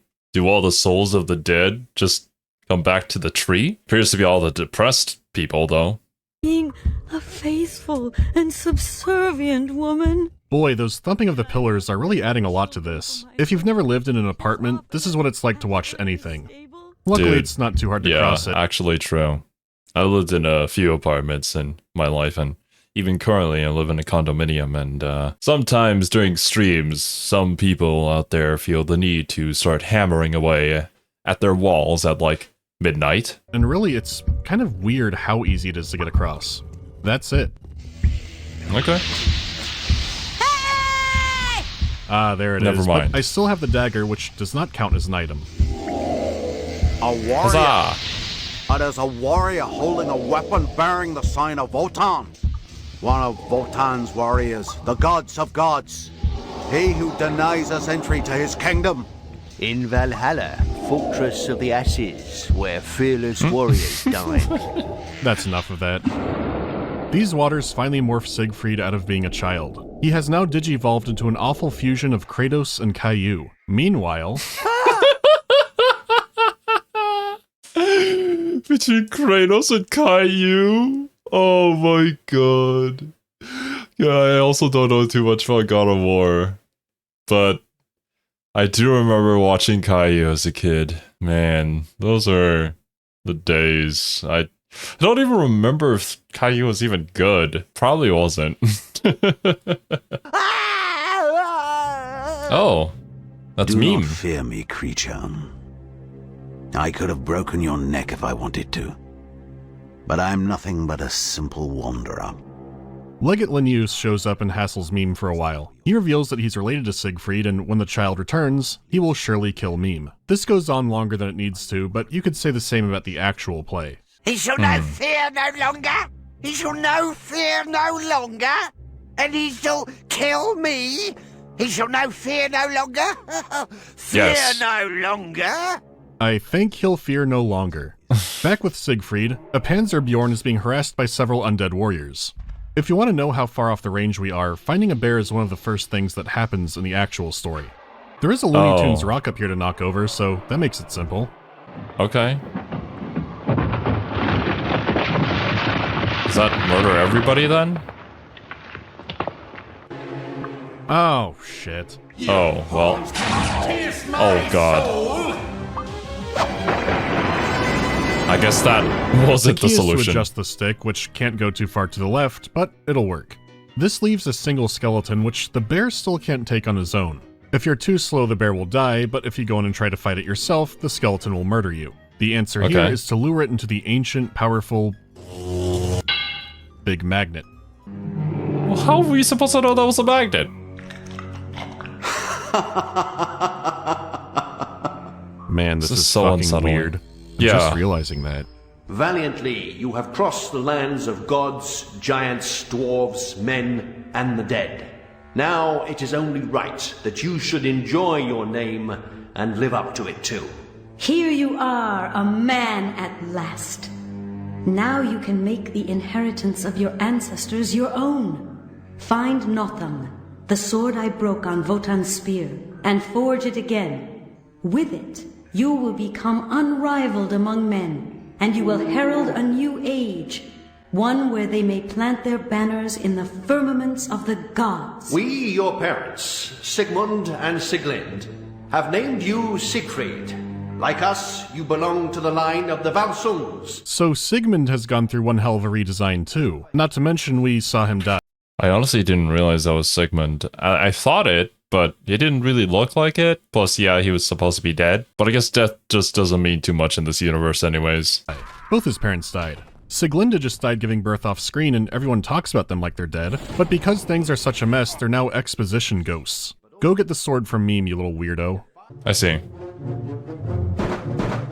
What, so he bang on his door like this? This is how a human knocks. No, he must leave. Mime can do nothing more for him. Nothing more, nothing more, nothing more. Okay, Mr. Meme. Meet Bear. Oh. Heck yeah. Now we're in. No. This is an edit. This is a Mandalore edit. Don't be fooled. You have to hunt around for the little dude since the bear exploding through his door alarmed him, but he doesn't have many places to hide. Oh. He's strangling his good companion, strangling him. Why are you narrating getting strangled? Who does that? Actually, you know what? If you guys ever find yourself being assailed by somebody, getting strangled by them, just narrate that, and they're going to be weirded out. They're going to be surprised, and that's your moment to strike back. That's like massive big brain tactics, actually. We should all learn to be like Meme. Is this his reward for the care he's lavished on him? Washing the swaddling clothes of all three of them. See? Beds hewn from fresh granite and mud soup with its fleshy tadpoles. Is he not grateful for all that to Mime? His father and his mother at once. Enough, stupid dwarf. He says he doesn't know anything about the sword, but that's what Bear is for. Enough! Enough! He will speak! He will speak! Oh, please, stop the pain! He still doesn't. He will tell! He will tell everything! Meme claims he chucked the sword out in the woods. So Siegfried forces him to take him there, but for some reason leaves the bear behind. These games are full of bad calls. This way! But Mime cannot really remember any longer. Oh, in any case, he does not want to go any further. Oh, no, no, he will not go any further. It's still not clear what any of this will accomplish. Where on earth is all of this going? Well, time to find the sword. What was that death scream? Oh! What a manly death scream. But also, if he chucked it out into the woods over here, how did he get past all of this? And he dares not go any further? I don't know, this seems super sus. Turns out the trees are electrified, so I need to keep my distance here. Looking around, the spiders are mechanical and their venom can be exploited. That solves the tree problem. What? I need to stop. I'm just gonna make myself just crash again. I'm gonna have to take another nap. We just need to finish the video. Like, that shouldn't be too difficult. Right? Is Mandalore okay? I don't think he is.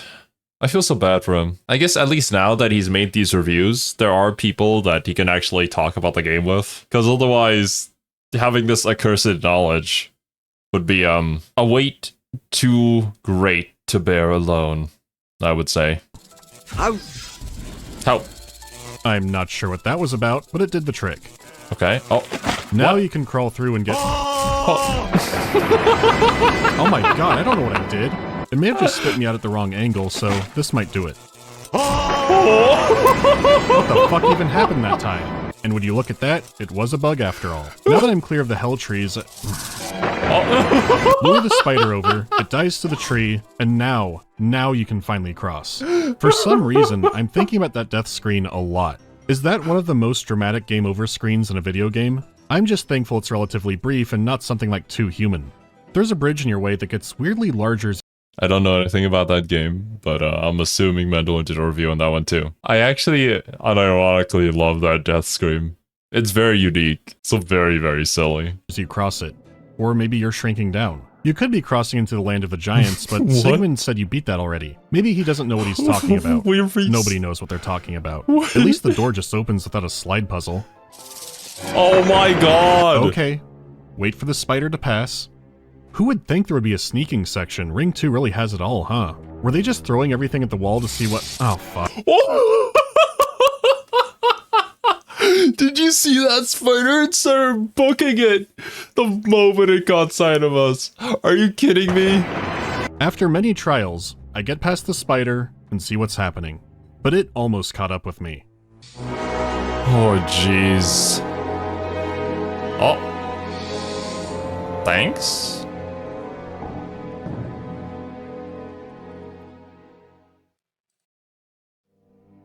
So, dwarf, will you tell me about this treasure? That was not the voice I was expecting. But I guess I probably should have expected it. Oh, thank God it's Albric. Finally, a good character. We've been lacking the bite and power he brings, and I'm so relieved for more one-liners. It is Yeah. Alberic, king of the dwarves, whom you are addressing. Release me, or my people will avenge me, and your filthy beasts will die of indigestion.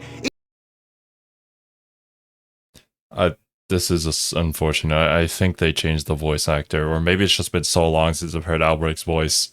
This does not sound familiar, though. Eating the remains of your bloated and ugly corpse. What? No! What happened? They recast him? I mean, the original voice actor had a lot going on in this period, but this is devastating. The Giant's talking about his track record like the dude we know, but... No, so it wasn't just my imagination. Oh, but he did it so well, and he was kind of the one good part of the story in the first game. No wonder why the second game is rated worse. It has nothing to do with the gameplay or the story. It's because they didn't get Alberic. They couldn't do him right. Ugh, dang it, dude. He's just not matching up to it. Besides the change in voice, his own zoning sucks too. It was easy. They are too sure of themselves. This isn't Alberic or Alberish. This is Albapor.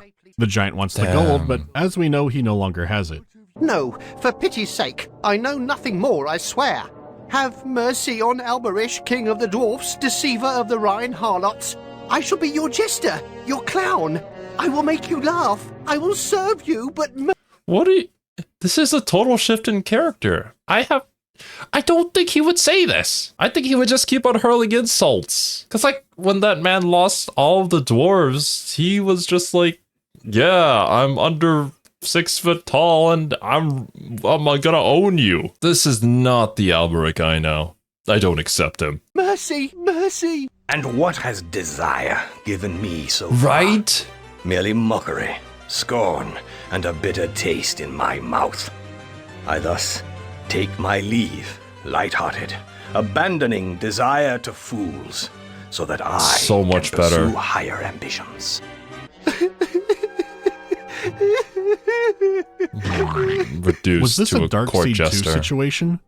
I feel like there's a story here. Regardless, Alberic cries so hard that the spider no longer wants to eat him because his body is covered in salt. Is this the main reason why Ring 1 fans hated Ring 2? Honestly, that is so justified. It is. I 100% agree. They ruined his character, the best thing about Ring 1. I'm actually kind of mad, even though this has absolutely nothing to do with me. Giant leaves, and now you're free to explore. Oh! Hey, you! I don't know what you are doing here, but I implore you, save me from the terrible fate that awaits me. I am the king of the dwarves. If you free me, I can do many things for you. No, I can do everything for you. Siegfried only cares about the sword, which the fake Alberic has seen. If Siegfried gets the key and frees... We'll just refer to him as the fake Alberic. That is not him at all. I'm glad that Mandalore made that clear. ...him from his cage, he'll tell him where it is. Navigating around the cliff down is bizarrely perilous. What? You can just fall through the ground and die if the game decides it. Alberic did accidentally, and pathetically, stumble upon a spider defense. If you crawl up into a storage bin, you can cover yourself in salt. It's also worth mentioning even older Siegfried still has the frolic. I guess I've been feeling covered in salt this whole time, huh? Well, after that it gets trickier, like some ladders that you can't actually climb because they bug out sometimes, so I had to restart the game again. Lovely. I wander this room for far too long and finally take a frolic of faith and see what I did wrong. These games will never stop surprising me. Tell me where the sword is. In the trunk, near the table. In there! Now put the key in the lock and turn it! Unfortunately, the giant is back and Albrecht is not freed. He'll have to talk his way out. You have convinced me. I shall tell you how you can seize the gold I took from the Rhine maidens, but you are going to have to be brave. But I am brave. Oh, he's just a special little giant, isn't he? Just so cute. But I am brave. I already said this previously, but, you know, even in the second game, voice acting is top tier, except for Albrecht. Everything else is just incredible, amazing. You will have to be magnificent. I am magnificent. You will have to be superb. But I am super. All right, come on. The dwarf convinces the giant that the gold was so bright he had to practice staring at the sun in order to endure it. This easily convinces him to try. Love me gold? Simple as. If you do. Oh, this guy. Like, even after taking that break, my cheeks still hurt from all this smiling and all this laughing. It's just too much, man. These games are legendary and this video is legendary. This is like peak entertainment. Oh my god. Ooh. Did it? Then so can I, and I shall do it better. No, you cannot do it. Yes, I can. Yes, I can. Really? No, you can't. Then show me. Stand by the window and look at the sun as long as you can without closing your eyes. And be careful, I will be watching you. This gets dark. It doesn't hurt. Think of the gold. Think of the gold. Bruh. The sky is darkening, dwarf. Oh no, he's going blind.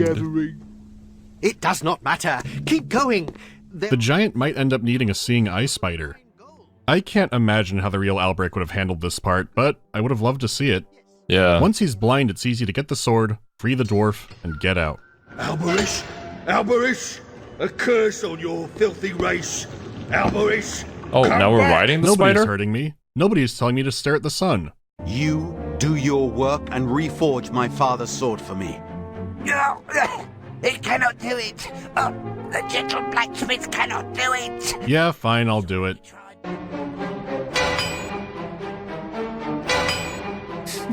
Gotta time it. Just to be a little bit too late with the music. Wow. Look at that sword. Epic. Okayu's going to the zoo whenever he wants now. He demands to find a worthy opponent he could slay to become a hero. Meme directs him towards Fafnir, who still has the ring. You remember Fafnir, right? And you have oh, this guy. Our patience. Well, Fafnir is now a dragon, and his lair looks fucking awesome. Why is he a dragon now? It helps him guard the ring better. Actually, since I mentioned Lord of the Rings earlier, you might be wondering if this actually inspired any of Tolkien's work. He has answered this directly, saying, "Both rings were round, and there the resemblance ceased." Oh my god, that's amazing.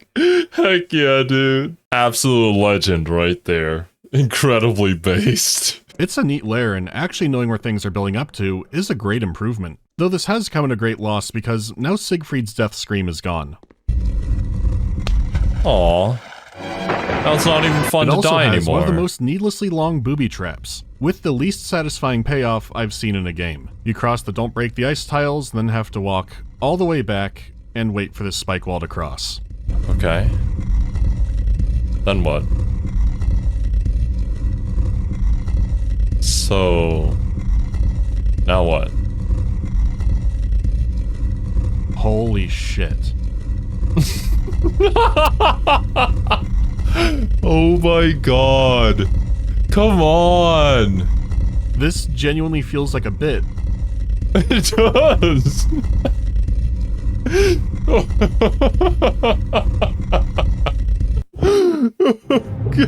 That's the sound it makes, huh? There is an altar with a slot for a shield in the cave, not to actually fight the dragon with, but to reflect light into his eyes to wake him up. I wouldn't call it a dragon, but it is a cool design. And unlike some of the other overhauls, it actually calls back to how he looked in Ring 1. It's a fun detail. Kinda, yeah.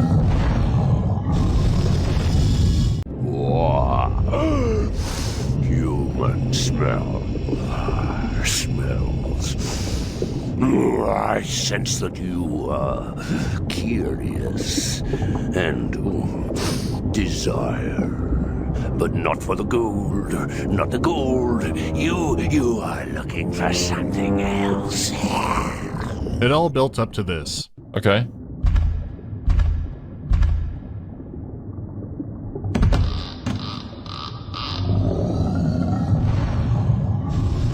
There's no music. There are barely any sound effects at all. We ran out of the budget here. I did look it up. It's not bugged. This is how it is. Alright.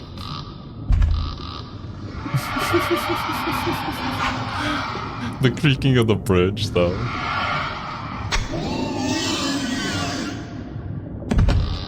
That's it? That's it? Have beaten me. I can reveal my secret. The secret is he has the ring. Who could have guessed? Siegfried has done it. He levels up. He does get the ring, but that was one of the worst dragon slayings I've ever seen. Outside, a talking bird warns Siegfried. What the fuck was that? There are just so many weird games out there that try to do things that are just not possible during the era that they came out in. Like, it's hilarious to look back at, but also it has its own little charm that, you know, they were trying to do it. And then because of these attempts in order to do it, I feel like a lot of innovations were made. So now it's actually possible to be really cool and badass and have all these amazing cutscenes, or even better, actual gameplay. Siegfried about the ring. It knows about him because it's seen his life weaved by the Norns. Norns are the Norse version of the Fate Weavers. You've seen these before. What's more pressing is Meme coming with Detective Halligan's own brand. But before you leave, will you share the sacred mead with mine? Detective Halligan? Will you at least show gratitude for all the care he has lavished on you? That's not weird editing, it does play the sip sound before he actually sips it. Oh no, so that's why you mentioned Halligan. Oh god. That was like peak Halligan moment right there, when he poisoned the poor homeless guy. I'm glad I watched The Mystery of the Druids before this then. Jeez. Yeah, there we go. Oh! Oh god. Oh, arms broken, never to be repaired ever again. We've been seeing the Norns the whole time. Right there. So what you should do is not take the drink.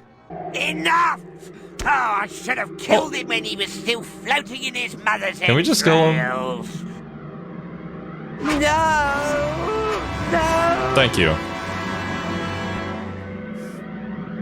Abrupt? And so... Oh, right. Ish. Siegfried set off in search of the Hindafjall Rock. That mysterious place Fafnir spoke of just before his death. A marvelous treasure awaited there, more rare and more intoxicating than gold. Brunhilde, the Valkyrie, beloved daughter of Wotan, the god whose authority she once ignored, is still and here. Whose decree she disobeyed. It's a stealth section, and the camera has never been farther. There is a bit of music punishment here, since one part is way louder and more distorted than anything else.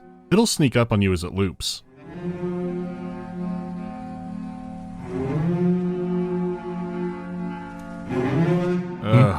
It is some jank moving through these screens, and the perspective is all over the place. You auto-crouch behind certain objects, but you're not actually hidden in most of them. If you do get caught, you'll draw a sword like you can fight, but you know how this goes. Yeah, you just die. It's an odd little section because you don't sneak for too long.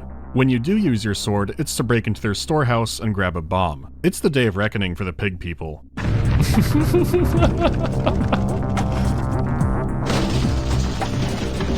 Yeah. With the fence down, you can go deep into their city and penetrate the dungeon holding Brunhilde. This part requires the fastest reflexes in the game, but it's more jank than difficult.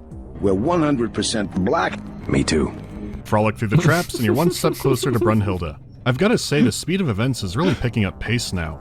If you hadn't guessed it by now, this dude is Wotan in a dramatically different redesign. I mean, if you know who Odin is, you can actually recognize him now compared to before. Here, he wants to regale Siegfried with a yeah, right? I feel like this design makes way more sense for Wotan, or Odin in this case, than whatever that pyramid head thing was. I don't know what that old design reminded me of. I guess it's just very Egyptian in a way. Just a very oval-like head. Tale of Brunhilde. We've seen it already. Yeah. I would rather not relive that, so time for a new incredible fight scene. Do you think I know fear? He does not know fear. As Meme has said several times. Did the aspect ratio fix itself? Oh. What is going through his mind? More importantly, what music was supposed to play here? This and Fafnir's had to have had one planned, but what happened? Again, the world may never know. Budget. Dead. Gone. But also the choreography there was incredible. It's kind of like, well, I don't know too much about Star Trek, but I do know about that one particular fight scene in that one episode where everybody's just kind of like moving in slow motion. I think he picks up the alien and then just tosses him. Also, now that there are numbers on these whatever is holding her down, I'm gonna assume it's yet another puzzle. It's also not clear how to free Brunhilde from this Giger torture coffin. If you do something incorrectly, the death timer starts, and then... dead. There are some clues scattered around the room. Large statues with numbers, and runic symbols. These are genuine runes too, so they correspond to actual numbers. There are a bunch of these, and I started jotting them down on a notepad to keep track. My theory was, in the manual, there would be a key for the runes and their numbers, and this was some kind of disk protection. Figure out all the numbers in the statues, and they will somehow correspond to the numbers on Brunhilde. After spending too much time trying to figure out what this could mean, it's the Fibonacci sequence. Which in this case is a fancy way of saying start with the little numbers and work your way up. God damn it. Bruh. What is this? What is this Disney princess scene? Sleeping Beauty, is that you? I'm alive!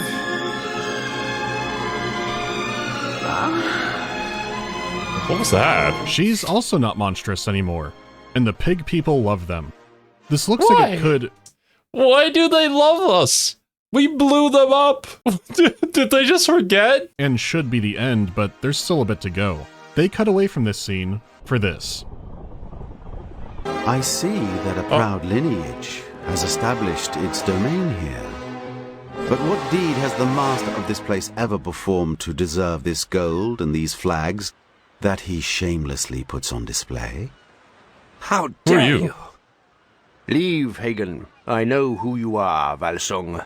But your glorious past does not allow you to be so condescending. We foresaw your visit a long time ago. We raised our flags to honor your arrival.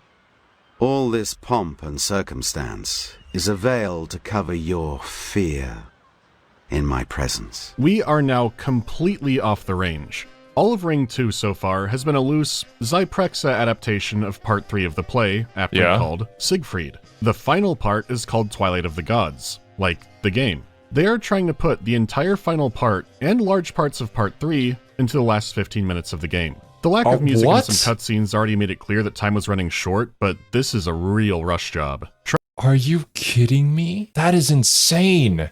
An entire fourth part of the play within 15 minutes? Like, how are you going to make any of that legible for anybody to follow the story? Even though we've already given up on doing that, but still. Trying to give any context to this is absolutely meaningless. My biggest question had been who is Ring for, but that is dwarfed by who is Ring 2 for? It's coming out 5 years after the original game and not really completing the story. It's limping over to a ending and throwing elements in at random. Maybe they thought it could still sell as well as Ring 1 somehow? I don't know. Somehow, Well, the king says you should find Tears of True Loss, an object of true love, and a piece of Norn thread. If he covers himself in this elixir, Charlotte Rampling will return and reveal everything to him. But it's all a trick because when he fails, everyone in the court will get something they want. To find Tears of True Loss, Siegfried sets out to find the Rhine Maidens. And the gold! The Rhine gold!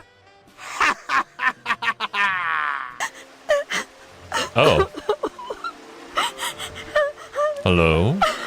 What's going on?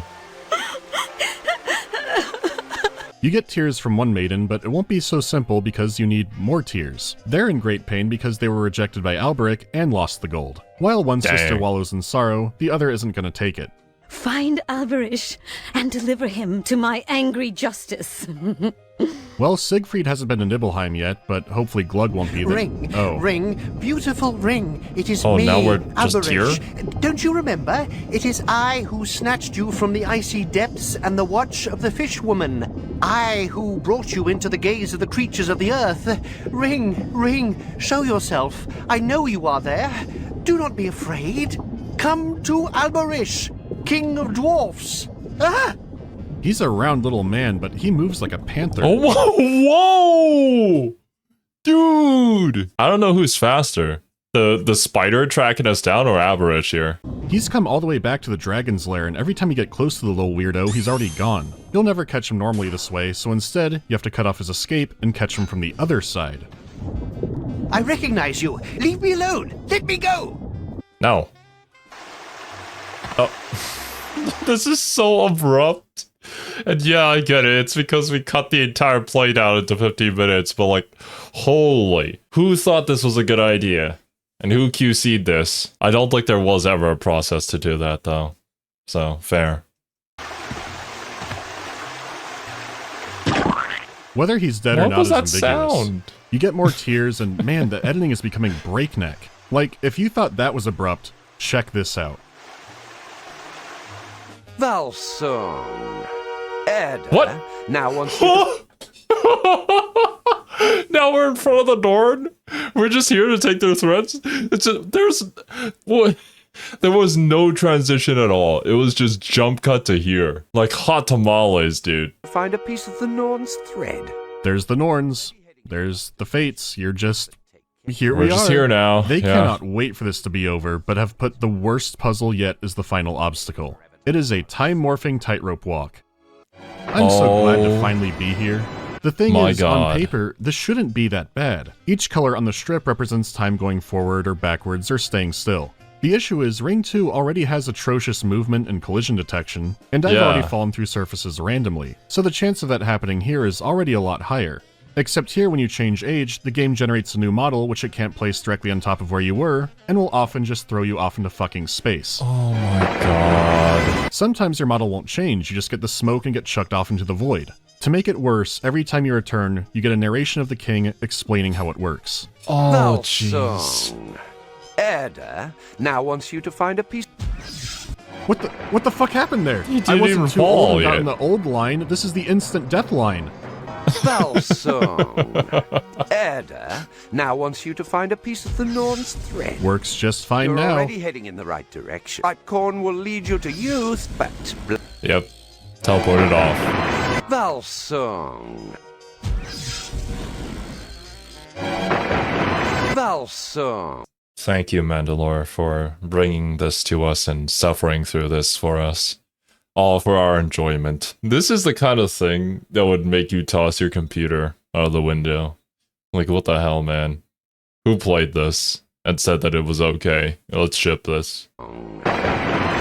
Finally, I get past it and meet my tormentors. The Fates actually look pretty rad, but I couldn't appreciate that in the moment. The cries of Valsong will follow me into my grave. I am son of Sigmund and Sigelinda, the last of the Valsungs. Help me. Like my sisters, I am a daughter of Erda. Why would I want Why is it that voice? And why am I not surprised? to help you? We have no need of you to continue our work. None of them want to be involved in this, which is fair, but a problem. Stop breaking destinies for a moment, Cutter. You must listen to me. Wait, what was that? Bungie something? Problem. Stop breaking destinies. Bungie promises no more expansion sunsetting for Destiny 2. I'm going to assume that this promise was not kept. It's just so sad to see what Bungie has become, despite being such an incredible company back in the day. But yeah, things come and go. Is for a moment, Cutter. You must listen to me. Deciding when to stop a life is not an easy task. Do not disturb my work. This seems like an impasse. How do you defeat the Fates? It turns out the answer is throwing pocket sand at their seeing eye spider and then introducing it to Nothung. Huzzah! What did he do? What did he do? Now that they're blinded, Siegfried finds the thread of his own fate. Where can things go from here? Did Siegfried manage to fool the Norns? Oh, yes. But he was not the liar in this story. It was Hagen. Siegfried in Hagen's hands? Oh, Hagen. He was there for a second. Yeah. Snake? And what happened? Siegfried returned to the court of the Gibichungens, and from his finger took the ring that Brunhilde had given to him. Hagen made a potion of forgetting from... Most of our ending is Ish saying what happened off-screen. They'll even introduce a new setting for him to show up and say more things that happened off-screen. Siegfried and Brunhilde are now going to marry the wrong people. Uh-oh. What? Come closer, warrior. It is I who rule the tides of Yggdrasil and wash the oceans over the edges of the world. That's not Charlotte. Erda, whose advice you seek. Erda? I do not know that name. Erda's a galactic Teletubby or something.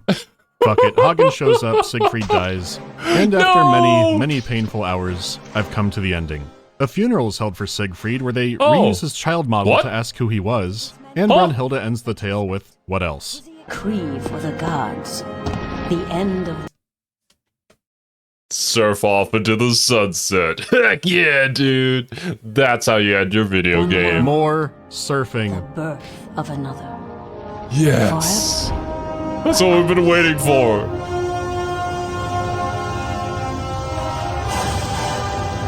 Through the eternal flames. And it's over. That's it. Fuck it. Who is the TV girl? Who cares? I don't know! I would love to know the story behind how Ring was committed, but until then, all I have is madness. Somewhere out there is a diehard Wagner fan who's probably been vomiting over themselves and screeching by now. The story summary is also useless and mentions a gnome. Gnome. Is that a dwarf mistranslation or was there a gnome? It doesn't matter. See, last year a lot of people said that Anonymous Agony was torture. They couldn't wrap their brain around it and were thinking about it for weeks. Well, this was mine. This is the kind of game that sticks with me in the worst way. Like, sure, Ring 2 was rushed and probably cheaper than the original, but besides what they did to Alberic's character, is it really that worse than Ring 1? Having played both back-to-back multiple times now, I don't think so. I think... Yeah, okay. I would say that they're all, like, on the bottom of the barrel. The only redeeming quality of Ring 1 was Alberic, and the only quality that was noticeably worse in Ring 2 was Alberic. He is like the deciding factor of whether or not the game was bad or really bad. I think at this point, people had woken up more to how awful this genre could be at points, and were less forgiving. I did find Ring 2 to be a lot more playable. It doesn't scream for a guide like Ring 1 does, but it never reaches the original's highest highs or its lowest lows. I think about it so much because while it also has rushed out parts, it also means something to somebody. As it is, it feels like peering at forbidden knowledge I was never meant to understand. If you made it this far, then thank you and congratulations. I don't know how long this video will be up for. So it might need even weirder alterations than I've already done for it to stay up, but it might just disappear. If that happens, just chalk it up to a bad dream. Well, happy Halloween. I'll see you next time if I survive to then. I can only hope that one day, the ring will have a proper conclusion. Let's hope not.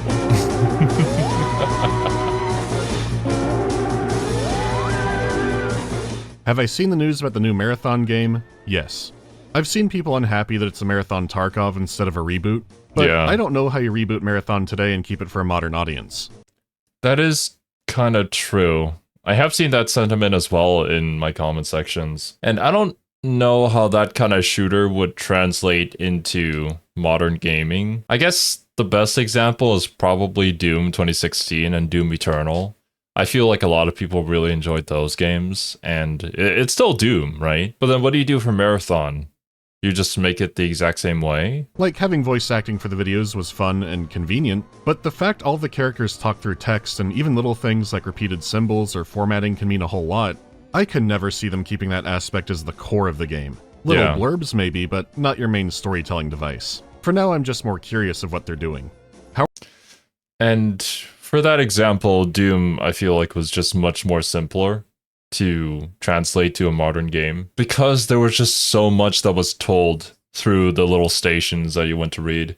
the terminals and stuff, and through all the text messages and how they were formatted, it's impossible to carry over. Unless if you just literally do the exact same thing again. Which by now at this point everybody kind of knows what's going on, or are still trying to figure out what's going on in the original games. How are the coyotes? I haven't seen or heard from them since the beginning of the year, I think. They usually come back around this time of year. Favorite Halloween costume I've worn? There was this one year I went trick-or-treating as Buzz Lightyear, and I vaguely remember other kids were crying a lot or something like that. I thought maybe somehow my costume was scary, and it turned out whenever I was turning around I was decking people with my wings. Yes! Yes! Oh my god, Mandalore, that's so good.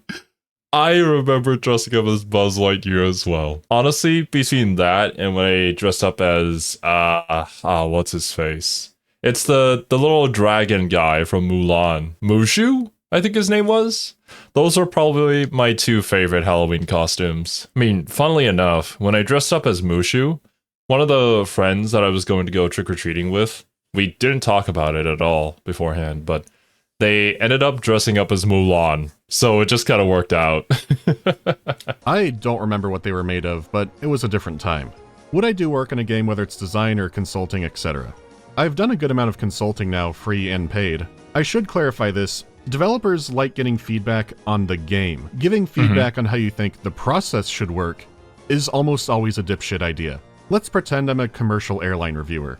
I say, oh, the seats should be bigger and more comfortable, and maybe they should have seat warmers too, and be fancy. The plane should be faster because I've ridden faster planes, and I know how a jet engine works. But I don't know how much power will be drawn or weight added by fancy seats. Fuel efficiency? Can the plane even be wired that way? What will need to be removed from the plane? I don't fucking know. Here's what sucked about the flight and what could be better. I'm not going to tell you how to build a plane. Fair. Oh my god. That was probably the only way you could end this kind of video.